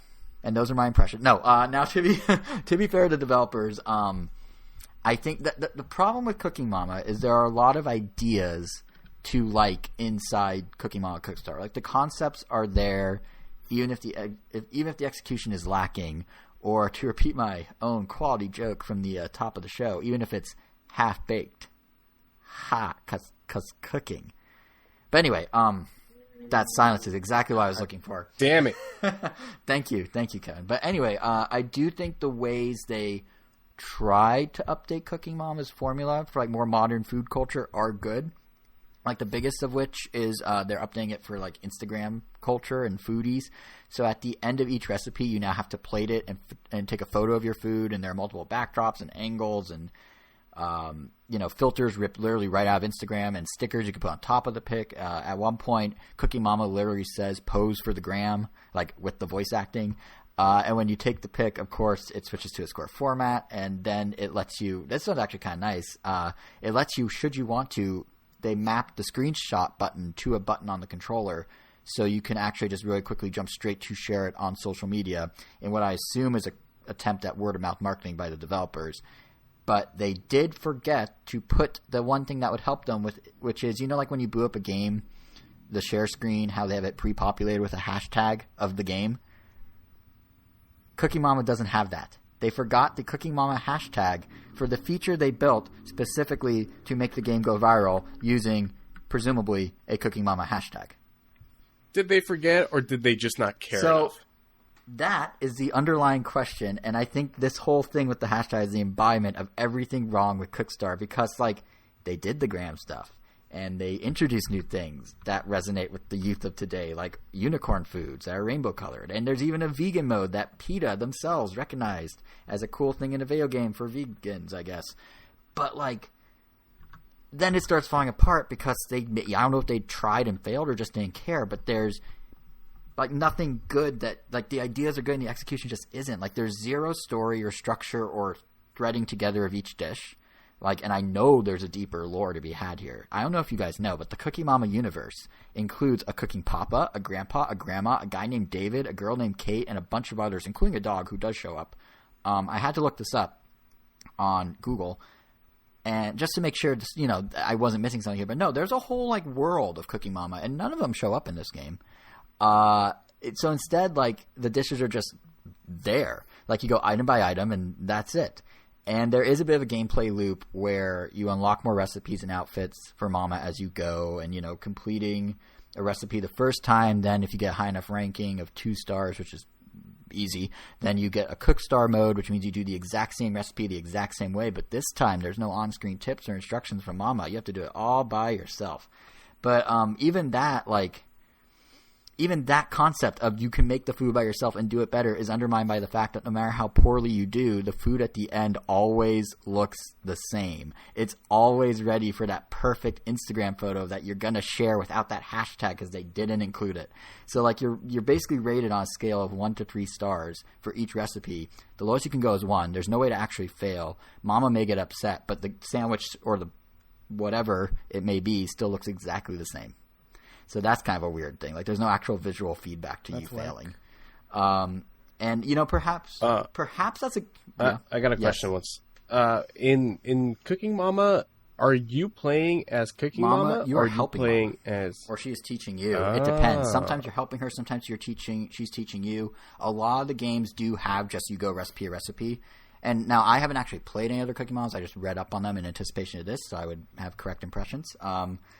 So from my understanding, a lot of them are similar, just like you have recipes, but they're strung together with a hair of a storyline or something, or like there's like some sort of overarching thing you're working to achieve. Like one of them, I think Cooking Mama 2 is called Dinner with Friends, and you're making dishes for her friends. So there's at least like a reason to make the dishes. It's not just you go to the menu and it's just like, here's like 12 pictures of dishes, pick which one you want, and just press some buttons. So yeah. Gotcha. But what I was starting to say is that perhaps it's a good thing that there's no way to visually fail. Like, there's no way to mess up your recipe because the controls can be really clunky and bad. Like, the motion controls, can be really clunky or bad. Like, in many ways, the whole game actually feels like it's out of the Wii heyday. Like, where you're moving your Wii remote any which way to simulate real life just by swinging around. So here, like, you may need to roll some batter on fried chicken, and all you do is move the controller left and right in midair. Or, like, you slide ingredients into a bowl by tilting it sideways. And those seem like, pretty straightforward motions, but they're not, apparently, because the controls are, like, pretty unreliable. Even when repeating the same motion in one minigame, the exact same motion will work, it'll stop working, and then you get knocked on your rating because you couldn't roll your chicken or whatever it may be. The only nice thing about the motion controls is when they do work, there's a little HD rumble like feedback on the controller to tell you that basically you did the button press.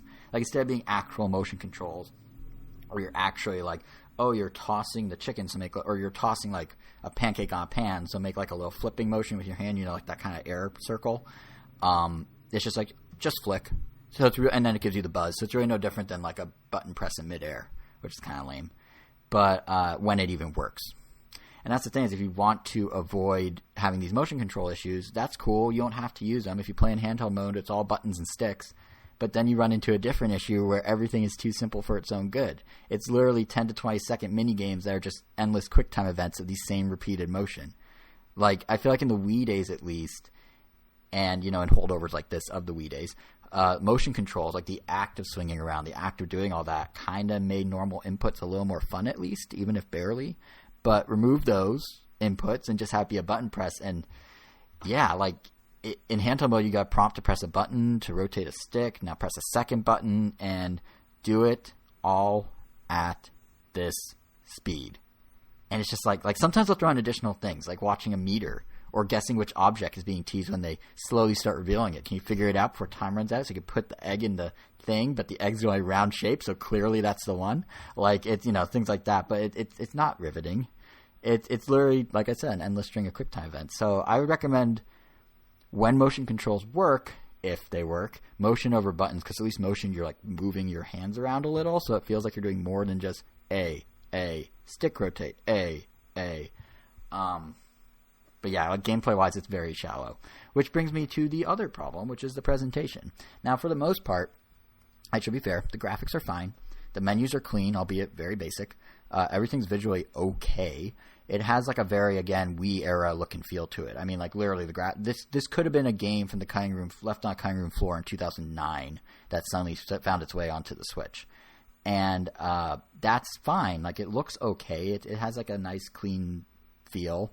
The graphics cel shaded. It's fine, but the voice acting, that is something else.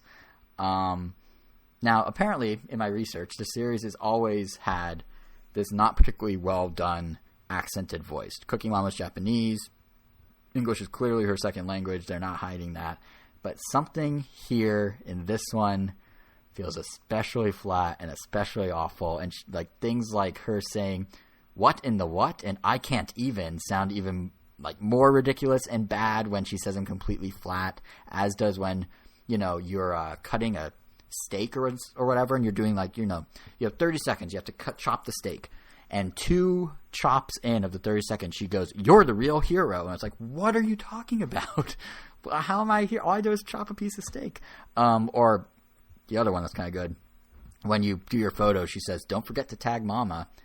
And if you fail, she sometimes says, "Shaking my head."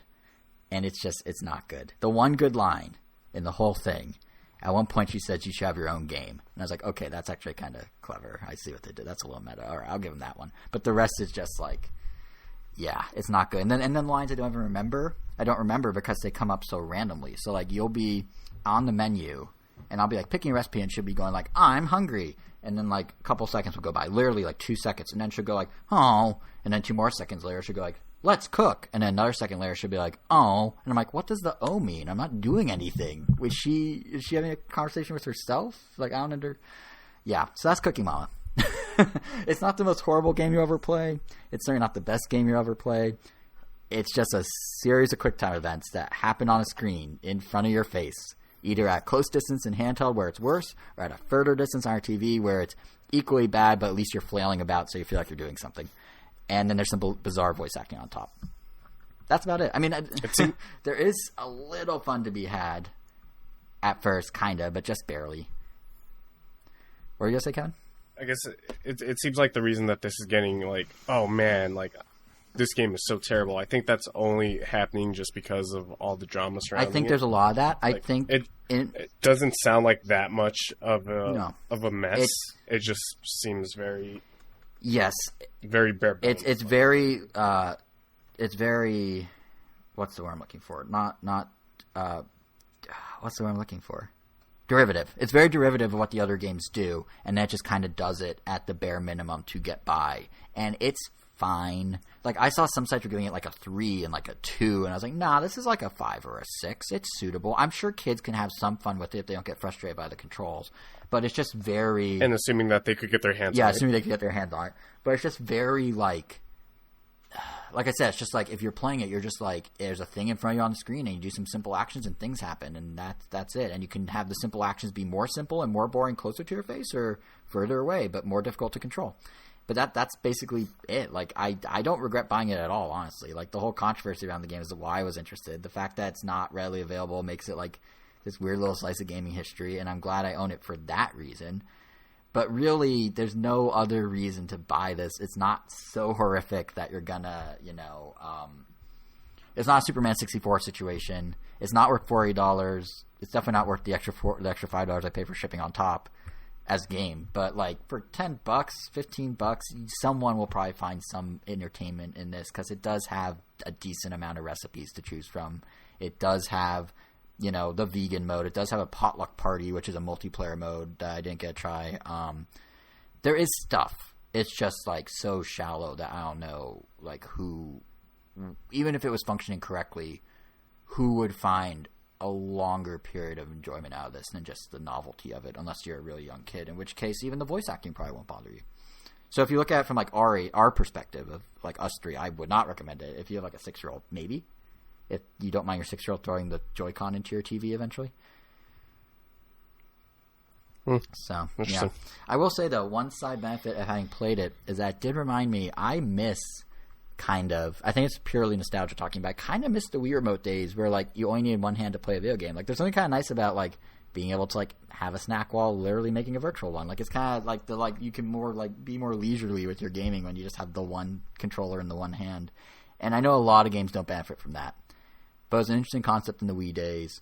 I'm kind of a little nostalgic for it, I guess. And Cookie Mama really did feel like a slice of that time period. So there's that, I guess, which actually made it weirdly fitting that right around the time I started playing Cookie Mama, Nintendo put out the 10.0 firmware for the Switch. And one of the big banner features of it, out of left field, is you can remap a Joy-Con and the controller buttons. Same with the Pro Controller, but with the Joy-Con, you can actually make it possible to play games one-handed. Now, I don't know which games like you necessarily want to play one-handed. I don't know if it works with every game, but it is possible on games where you only need the 6 or 7 buttons. You can make it work with a vertical Joy-Con, which is kind of neat for the same sort of weird nostalgia factor as Cookie Mama's. Did you guys map any of your buttons? Like, as PlayStation people, did you feel the need to switch anything around? No, because everything for was a couple of games. roughly in the same spot. Which games, Kevin? First one that jumps out at me is Nier Automata. That one had weird controls, and then for a second I tried to remap X and triangle for Final Fantasy VII Remake, but I just ended up even more confused. So do you think with the Switch you're never going to remap anything in that case? No, I mean, no, absolutely not. There, no. Because I know a lot of people. There's always games. There's always games that are going to need something that needs remapped or something that's going to have you going, oh, I wish it was this button and not that button. Right. In my case, what made it difficult was the fact that X was pretty much accept for everything. So I would have to keep pressing triangle to like buy a potion instead of X. So. Yeah, I don't think I would ever remap anything either unless the remapping is in-game, like I guess most games are. Like, the only one I've really done it for is Cuphead, just to change, like, which one was dash and which one was, I guess, stay in place so you could shoot from in place. But I think it'd be too annoying to remap it using the Switch's settings, just because then it would be specific for one game, because obviously, like, Smash Brothers lets you customize the controls almost perfectly. But I don't want to have to go into the menu, like, alright, let me go back to my loadout, and then go back for every other game, I guess. It's easier if it's just in-game, I guess. I do wonder if they built this for people who are maybe coming from, say, Xbox, where A and B are reversed. Now that there's so many more ports, you know, like we mentioned Jump Force is coming, Crysis is being remastered and coming to Switch, World War Z is coming to Switch. Like, there's all these games that, like, I wonder if Nintendo is thinking, like, hey, there's a lot of people that are used to A and B being backwards. Maybe you should just give them that option so it's more of a natural fit when they switch over. It would also annoy me if the screen says press A, but then I'm pressing B to press A. Yeah, but like if you know the button, if it's muscle memory, it doesn't matter what it says on it. Oh, no, I know. I'm saying me personally, but yeah. Oh, yeah. No, I'm the same way. I'm sure that'd be a big difference because like that is, like the few times I played the Xbox One that we have in here for Banjo-Kazooie, it's really annoying whenever I keep pressing B because obviously B is A and A is B. Kevin, you're starting to say something, I think, right? Yeah, the fact that I never thought about reversing A and B on the Switch, I might actually do that now. Yeah, I just feel like that's what this was made for. And then they're like, well, if you're doing it for one button, do it for them all, and let one-handed play work, and do all that. But because like this is honestly like the button remapping is the banner feature of version 10 because they still haven't given us folders, they still haven't given themes, which I don't necessarily know if we need, but I know that's always in demand. And yet here we are with this. Themes would definitely be cool. Folders, I feel we don't really need unless we had a wide diversity of software. Like right now, we just have games for the most part. Like the Wii U had apps, the virtual console games, like games from different, like enough so that if you had enough N64 games, which I did at one point, I would want a dedicated N64 folder, and so on and so forth. But yeah. Theoretically, we sort of have folders in a weird way because if you think about it, your point about retro games, all the NES games are in their own app. All the Super Nintendo games are in their own app. The only thing that would kind of butt into that out of my menu since I don't want to play any of them. But yeah. Yeah, and the thing that would bump into that is, you know, like Sega Ages or Arcade Archives. The last time they released a game for either? Like a month and a half ago. I feel like we talked about it in early March or late February. Really? Jeez. Yeah. And there were ones that were like, why? Like, they weren't high-profile ones. They're like weird ones, which I thought was cool as like little historical factoids, but not as like things people want to play. Yeah, but yeah, I think folders can make sense for retro stuff that they're selling individually on the eShop. But yeah, I don't really feel a need for it either. But then again, I don't necessarily have as many games as some people or go back to old games as much. I'm starting to now more in the quarantine times, but you know, like I didn't used to. But the interesting thing is, you know, we're the remap was the big story. The A and B buttons were the or not the A and B, sorry, the folders and themes were things people wanted. But then buried in there was one perhaps slightly more interesting thing in the firmware, which someone found when digging through the code. There's a reference to a new Switch model in there called codename NXABCD. Very creative, Nintendo. Just type out the alphabet. But what's interesting is that the references are to DRAM profiles for, or I guess DRAM. Do people call it DRAM? I don't know. For profiles for a second screen experience of some sort on this new Switch hardware, which of course sent the internet into speculation overdrive. You know, a lot of people are like, oh, maybe it's a headset like VR, like Labo, but more elaborate, or maybe AR, because like, you know, Pokemon Go's really popular with AR, and Nintendo loves doing things like Apple, so and they're doing AR, so maybe it's that. Or like I saw a crazy thing where people are like, maybe it's a Switch DS, where it's gonna be a 2-screen Switch, or maybe they'll do like a MacBook style touch bar, where there's a little separate screen that can be like your inventory. Do any of those sound like anything you would want? No. Yeah, same.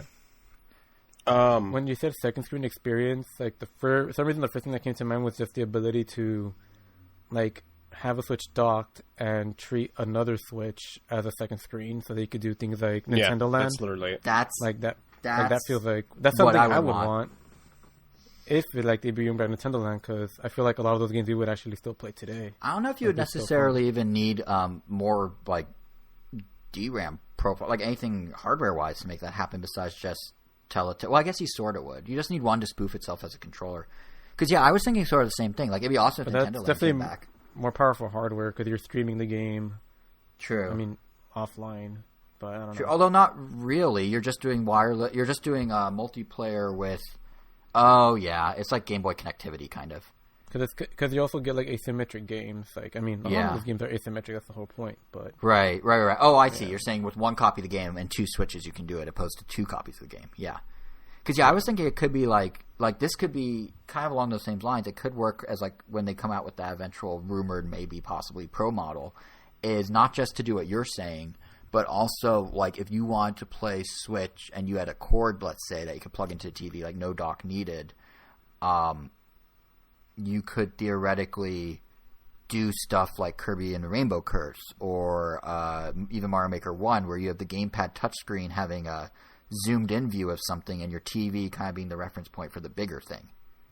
And then they can port it over along with Nintendo Land for asymmetric stuff. They could port over these sort of actual dual screen experiences that needed both screens, and it wouldn't be that difficult in terms of changing the UI of the Switch or anything. You just add one more way to play. But then, of course, the question becomes, like, how do you promote, like, a Switch Duo, if you will? Because you have the Switch that goes in a dock, the Switch that wirelessly or with a wire hooks into your TV but doesn't have a dock, then the Switch that doesn't even go to your TV, and that can get messy. But I would love if they did something like that, like what you're saying with Nintendo Land, or like this idea with Rainbow Curse. And it seems like screen mirroring of some sort is a pretty easy, like, that's a pro feature. It's one extra thing your Switch can do, show in 2 places at once. It's more high end, but who knows? I'd be okay with that though. But that does sort of segue nicely into something you want to talk about, Angel, which is you got what is it called? The Covert dock, right? From Genki? Yeah, from Genki. And they had a good track record, but it's essentially just an adapter that has a USB 3.0 port, a USB-C port, and an HDMI port. And the idea is that you can use that instead of your normal dock. You plug it into the wall, you plug your Switch and the HDMI cable into it, and there you go, like you have another dock. But with the added benefit of being able to use it as a way to charge your Switch, like so you don't have to carry around this big old thing. Mm-hmm. It'd be very convenient, like when we go to Vegas, so that I don't have to take the dock. I could just take this wall adapter, and on top of that, it has the same specs as the huge brick that comes with like the MacBook Pros, which I normally have to take with me anywhere because I do take my MacBook Pro out a lot when I'm working on animation or collaborating with other people.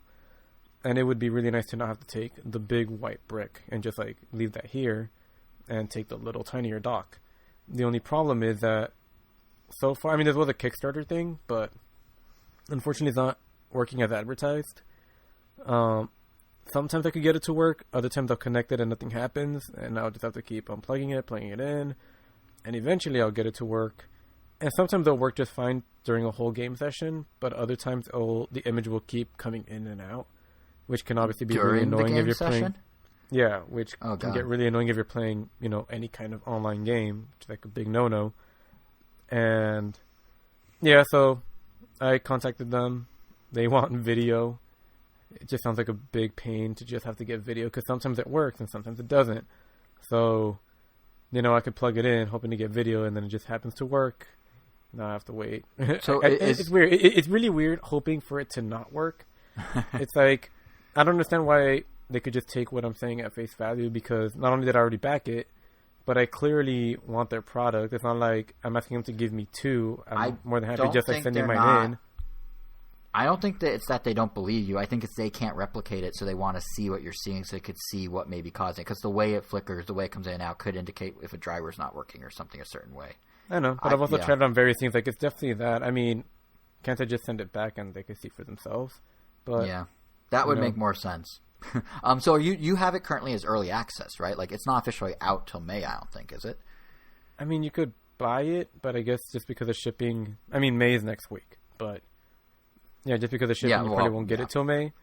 Yours might be fine, but, I mean, I've been reading around the comments that it's been working fine for the most part. The only thing is that the USB port, not the C one, the USB standard or whatever it's called, is really... It's like a perfect fit. It's almost like they measured it using a laser. Like, it doesn't really feel that great putting something in there because it feels like it's going to get stuck. Yeah. Like, you know what I mean? It just feels like... It feels like too flush. Yeah, it's like way too flush. And I have read people reporting that because, when things are charging, they get hot and metal expands when it's heated. Mm-hmm. Like, people have gotten their USB-A ports stuck in there. Oh. I mean, their devices stuck in there. Yeah. And they're not able to get them out. So, yeah. So there's that too. And the thing is, like, So I'm going to try to see what they can do about it.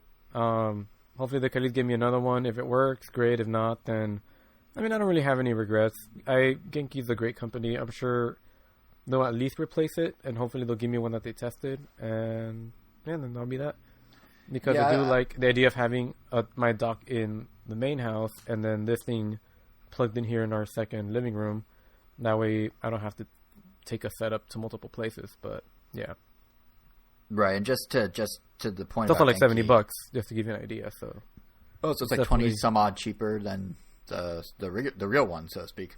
Yeah, but it also serves multiple purposes too. So yeah, so it's actually a good deal. And that's the thing about Genki is what I was trying to say a second ago is that I last E3 met them on the show floor randomly, and they gave me their Bluetooth audio adapter for Switch, and that thing works great. Like, I've been using it for almost a year now, and it's been great. So yeah, I suspect you may have gotten a lemon versus an actual problem. At least I hope so, because they know what they're doing for the most part, it seems. Yeah, because I mean, I've seen videos of like them demonstrating it, and like they'll plug it in, and it works almost just as fast as the regular dock. But this one in particular just takes, when it does work, it takes more than you would expect. Longer than you would expect for it to connect to the TV, to the point where you're like, wait, did it work? Oh, okay, there it goes.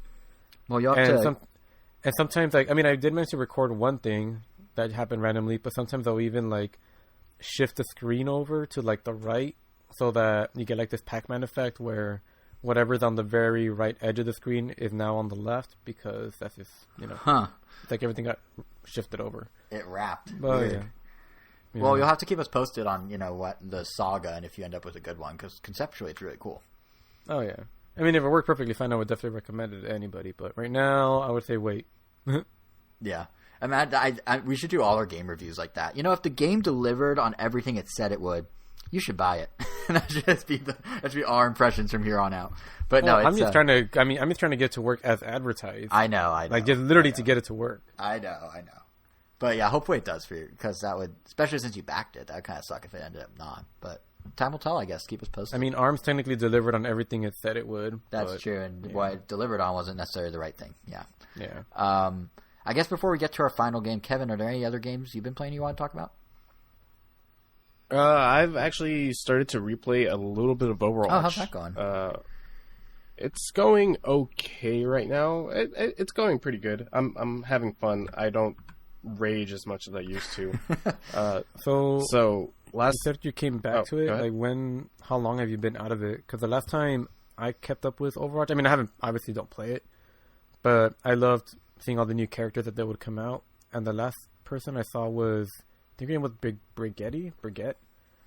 It's like Brigitte. Brigitte. All right, there you go. Yeah, the daughter of Torbjorn. I think it's Torbjorn. No, yeah, no, you're right. Every character definitely always daughter. add something, or maybe even changes the meta. So I'm kind of curious what it's like now for you versus when it came. Well, yeah, what is that for you now versus when you were last played? So I stopped playing when the meta was a heavy. What was the meta called? Dive? I think it was called Goats. No, Dive was one of the first metas, but then Goats was what took pretty much the game and just sucked the fun out of everything. Oh. It even made me stop watching Overwatch League. Is that what? Because did Dive, do you feel, did that, or that was at least tolerable? I'm sorry? Did Dive do the same thing back in the day, or not really? No, Dive was tolerable, but Goats pretty much descended into whoever messes up first pretty much loses. While Dive, you always had a chance of coming back. And Goats was so boring, but so not the greatest of all time. Not greatest of all time. No, I think Goats stood for Go All Tanks or something like that. I'm actually not too sure, because like I said, that's when I stopped playing. Right. But coming back to it, so last time that I was really into the competitive scene was maybe around season 12, and the season is now on 20. Oh, geez. Wow, so it's been a while then. So they added role queuing. So before you were able to pick however many tanks you want, however much damage, or however many healers. Now you can't do that. Now before you go into a competitive match and even a quick play match, you can choose which role you want to possibly be put into.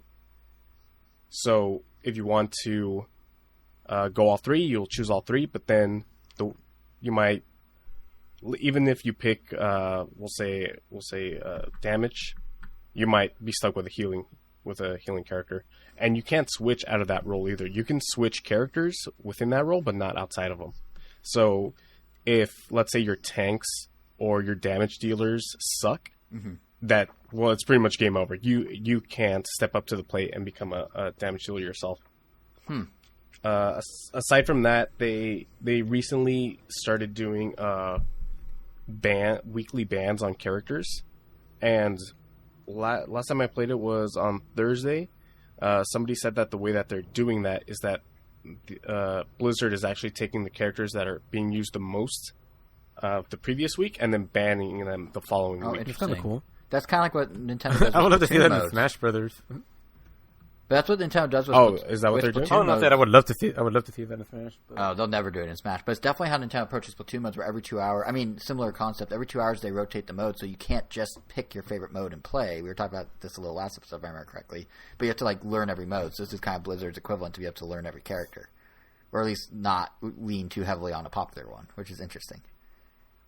Yeah, so right now, the ones banned this week are Orisa, who's a tank, and then I forgot who they recently released a brand new character, the game's 30-second character, which apparently Jeff Kaplan said was probably the last new character that they would release until Overwatch 2, which Overwatch 2 is not coming out for another 2 years, I feel like, so I have no idea why they would even go ahead and say that. Yeah, that's not good marketing for your current ecosystem of Overwatch. Yeah, but Echo is a damage dealer. She looks like if you gave Eve from WALL-E like a real body. Oh, Wait, I've seen that- pictures of her. Yeah. So is it that robot that came Yeah. out at the end of Ash's video? Yes. Mm-hmm. Is that like McCree's girlfriend or something? I believe Kinda. the leader of the gang that McCree was associated with. It seemed like there was But anyways. something romantic going on between them. I don't know. Yeah. She's cool. She can float. Well, that's one of her kit utilizations. She can throw these like sticky grenades, and I don't want to say she's overpowered because she has like a low health pool, but she has this beam that does an insane amount of damage if you're under 50% health. So she will just melt all the smaller characters, and she could quickly destroy even the bigger characters. But she's banned this week. I don't know why they would ban her the first week that she's released. Yeah, that's a little But it is what it is. And then a couple of other healers are banned. Mainly Matthew's main healer, Moira. She's banned. Oh, that's the lady with like the purple and yellow. Like one hand is good. Yeah, exactly. Like One hand is healing, and then one hand is draining. yeah. But I'm having a great time. I restarted playing that with your brother Angel, Matthew, another friend of the show, and another mutual friend of ours. And I mean, like I said, there's still some toxic players out there. It's true in every game. But I've stopped responding to them as much as I want to just like yell and curse at them, talking about how much they suck because they're terrible Genjis. It's always the Genji players. It's always no. I'm not getting into it. Is it Elvis a Genji player? Elvis is a Genji and player. Yeah, it's not like Elvis never trash talks Kevin, so it makes sense. They're usually on the same team though. Yeah, that's. I guess you could trash talk your teammates, but yeah, that's but me in life, man. but yeah. But yeah, that's. I've been playing a little bit of that. I've restarted playing Rocket League. You know what's funny? We just on Wednesday, Angel and I played Rocket League. Or no, I was going to, but I had to wait for like an hour of update. So Angel played. Yeah, so I started replaying Rocket League. I bought the Rocket Pass because I really liked how cool those cars looked. We should play. I don't know why I haven't brought it up Let's to you play, guys. and then we'll talk about it a little next episode. Nigel loved it. I mean, I suck at it. I mean, when I played this Wednesday, I think our scores were like 10-1 and like 12-1. But I didn't score until like the last like 20 seconds of the game. So like his reactions were definitely like he lost the game, which made me feel like I won, even though I was like horribly. I mean, you can imagine Nigel like yelling, but yeah. And it was great because I was sitting there watching my 1 hour update install because I haven't played it so long, and all I heard was they're talking about it like on our Discord or whatever we were using. So all I heard was what sounded like Angel winning the game, except he was still down by 9. So I didn't really understand how that worked. But we should all play it and then talk about it next episode. Yeah, so yeah, I've been playing a little bit of that, and thank God for crossplay. Nothing else that I can really think of. Oh, I restarted playing Return of the Obra Dinn. I should make the claim that this is all on PC. I'm not playing right. I'm not playing on Switch, but these are all available on Switch. They're all on Switch as well. Yeah. Yeah. So replayed a little bit of Return of the Obra Dinn because I was streaming to my coworkers whenever they're bored at work. I'll stream a little bit for them. I got a little bit more farther than I did before, but only by like 30 minutes. So I was impressed with that. But aside from that, yeah, that's all I've been playing. Mainly Final Fantasy VII's been the time sink. Been taking my time. Yeah, pretty much. Yeah, well, that's kind of nice thing is like, and I was saying this last episode, and we're gonna probably do it next episode of Rocket League now. But it is kind of nice to, with all this extra time, be able to revisit old games. Like the quarantine times have made it possible to go dig up old games like Rocket League, like the ones that have the updates obviously had a big help, like Mario Maker. But also, like our last game of the episode, the excellently named Ding Dong XL, which Angel and I both own, and we played when it first came out. Or he played my copy, I think, like a year ago. I didn't own it until recently. It became because now it's like 9 cents. Yeah, it was, which 99. Basically means free because almost everybody has enough gold coins to make it free. Yeah. But Angel, you've been playing it obsessively lately. So how's your experience been with it? Because I haven't played it in like about a year. I mean, It's just an incredibly simple game. It's like a mix between Frogger and Pong. Mm-hmm. Because you're just trying to, pass the traffic of geometric shapes. Oh, I guess in Geometry Wars. You're just going from the top of the screen to the bottom of the screen. If you don't move, if you don't move long enough, you'll grow so big that you'll like touch the border and you die. So you have to move at one point. Not to mention, getting bigger makes it a lot more dangerous to cross the screen. But you just go back and forth. Every time you move across the screen, you get a point. And our good friend Nigel, he told us about the sale, and so I got it, and then I played it, and I got like 127 on my first try. And I think his record at the time was like 133. And then I got 135. And then he went back and he got like 136. Then I got like 150. Then he got like he always beats my scores by 1 point. And it got to the point where recently, like, I think I got like 200. And then he got like 230 something. I forgot what it was. And yeah, 235. And then I got 234. So he's ahead by 1 right now. And then we looked at the leaderboards and we're like in the top 40, which is kind of nuts. I've never been like that high of like a worldwide leaderboard. Which, I don't know how big the pool is, but I'm so proud of that.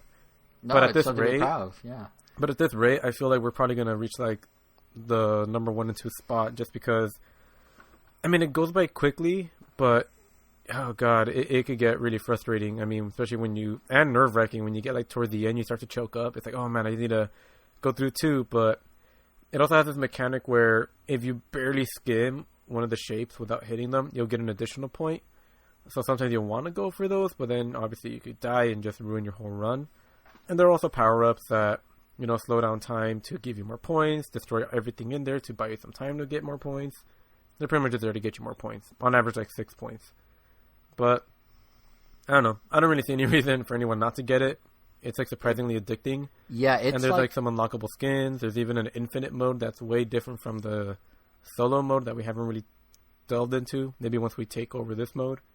Don't forget there's also dual mode, because you and I, when you played my copy a year ago when we first got it, that's how we did it, where either two people play on 2 different Joy-Cons and there's 2 balls going back and forth, or you as one player try and control the 2 balls with the 2 Joy-Cons at once and have to juggle everything he said, but double. Yeah, it plays the same as the other one. The only thing that makes it tougher is that they're like about like 2 arbitrary inches apart. Yeah. So that makes the timing on them... The timing will be a little different on them. Obviously, like, you might have to hit one sooner than the other. But then after, like, a couple seconds, they actually start to shift back and forth, like, left and right, like, on their own little sliders. So they aren't in a fixed location. Like, they actually do move in the dual mode, which makes it even harder. Playing it solos, it's nuts, yeah. Yeah. But, I mean, you're also earning points twice as fast, technically, so... Yeah. But that's what's kind of cool about this. Like, considering everything we just said, like, I mean, the game ultimately is a score attack game in its purest form, in its like simplest form. But like everything we just rattled off, that's normally only $1, and now it's down to 9 cents, and like it's totally worth it. There's actually like some depth to something so simple because it has unlocks and it has the dual mode and the infinite mode and all that. Like I can't think of any reason not to buy it. And even if you're thinking, like, well, what's that name mean? Well, one side, when you hit one screen, it goes ding. When you hit the other side of the screen with the ball, it goes dong. And it's on a TV for the first time. So ding dong XL. It's nothing inappropriate. It's totally fine. Buy it. But yeah, that's pretty much it. I mean, it's a simple game, so there's obviously too much to say. Oh, yeah. But it's made by one guy. Just like one person. Which, and, it's simple enough that it kind of makes sense. But yeah, I guess... Unless there's anything else, I think Ding Dong XL is as great a place to end it as anything else. Yep. Like, really, how do you top saying Ding Dong XL repeatedly? You don't. So we just walk away. We just mic drop it. So I guess with that, we'll be back in 2 weeks' time on May 10th. That is Mother's Day, by the way, with what we're playing, the latest news. We're going to have numbers and potential announcements from Nintendo's delayed end-of-fiscal-year briefing. Sounds like we're going to be talking about Rocket League, among other things, revisiting that. So, yeah, I mean, we'll really get to know, the real thing next episode is we get to know in actual quantifiable terms just how much Animal Crossing has taken over the world, because we're going to get some real hard numbers from Nintendo on that one. Anyone want to put in any guesses of how many copies you think it sold based on what we know from this episode? digital and physical combined, I'm gonna guess like between 7 and 8 million. At least 4. Well, I already exceeded 4, so you already got it right. At least 6 copies. At least 6. All right. Well, I could actually count on one hand more than 6 people I know who have it. Wait, I can't count on one hand because I only have 5 fingers, so I need 2 hands. Wow. Okay. You need a break. That is, it is hot in LA today. So yeah, that does it for this episode. We'll be back in 2 weeks' time. To make sure you don't miss it, as always, you can follow and subscribe on the podcast apps. You can find us on Apple Podcasts, Google Podcasts, Spotify, Stitcher, Pandora, TuneIn. You name it, we're there. We're on YouTube. RamNintendo.com is our channel. We're on Twitter at RamNintendo. You can follow us individually on Twitter to see how we're faring in the heat. I am at JSR7. Angel is Weiro, WEIRO_O, and Kevin is KVN Gomez. And as always, Kevin, final word? Practice social distancing, please.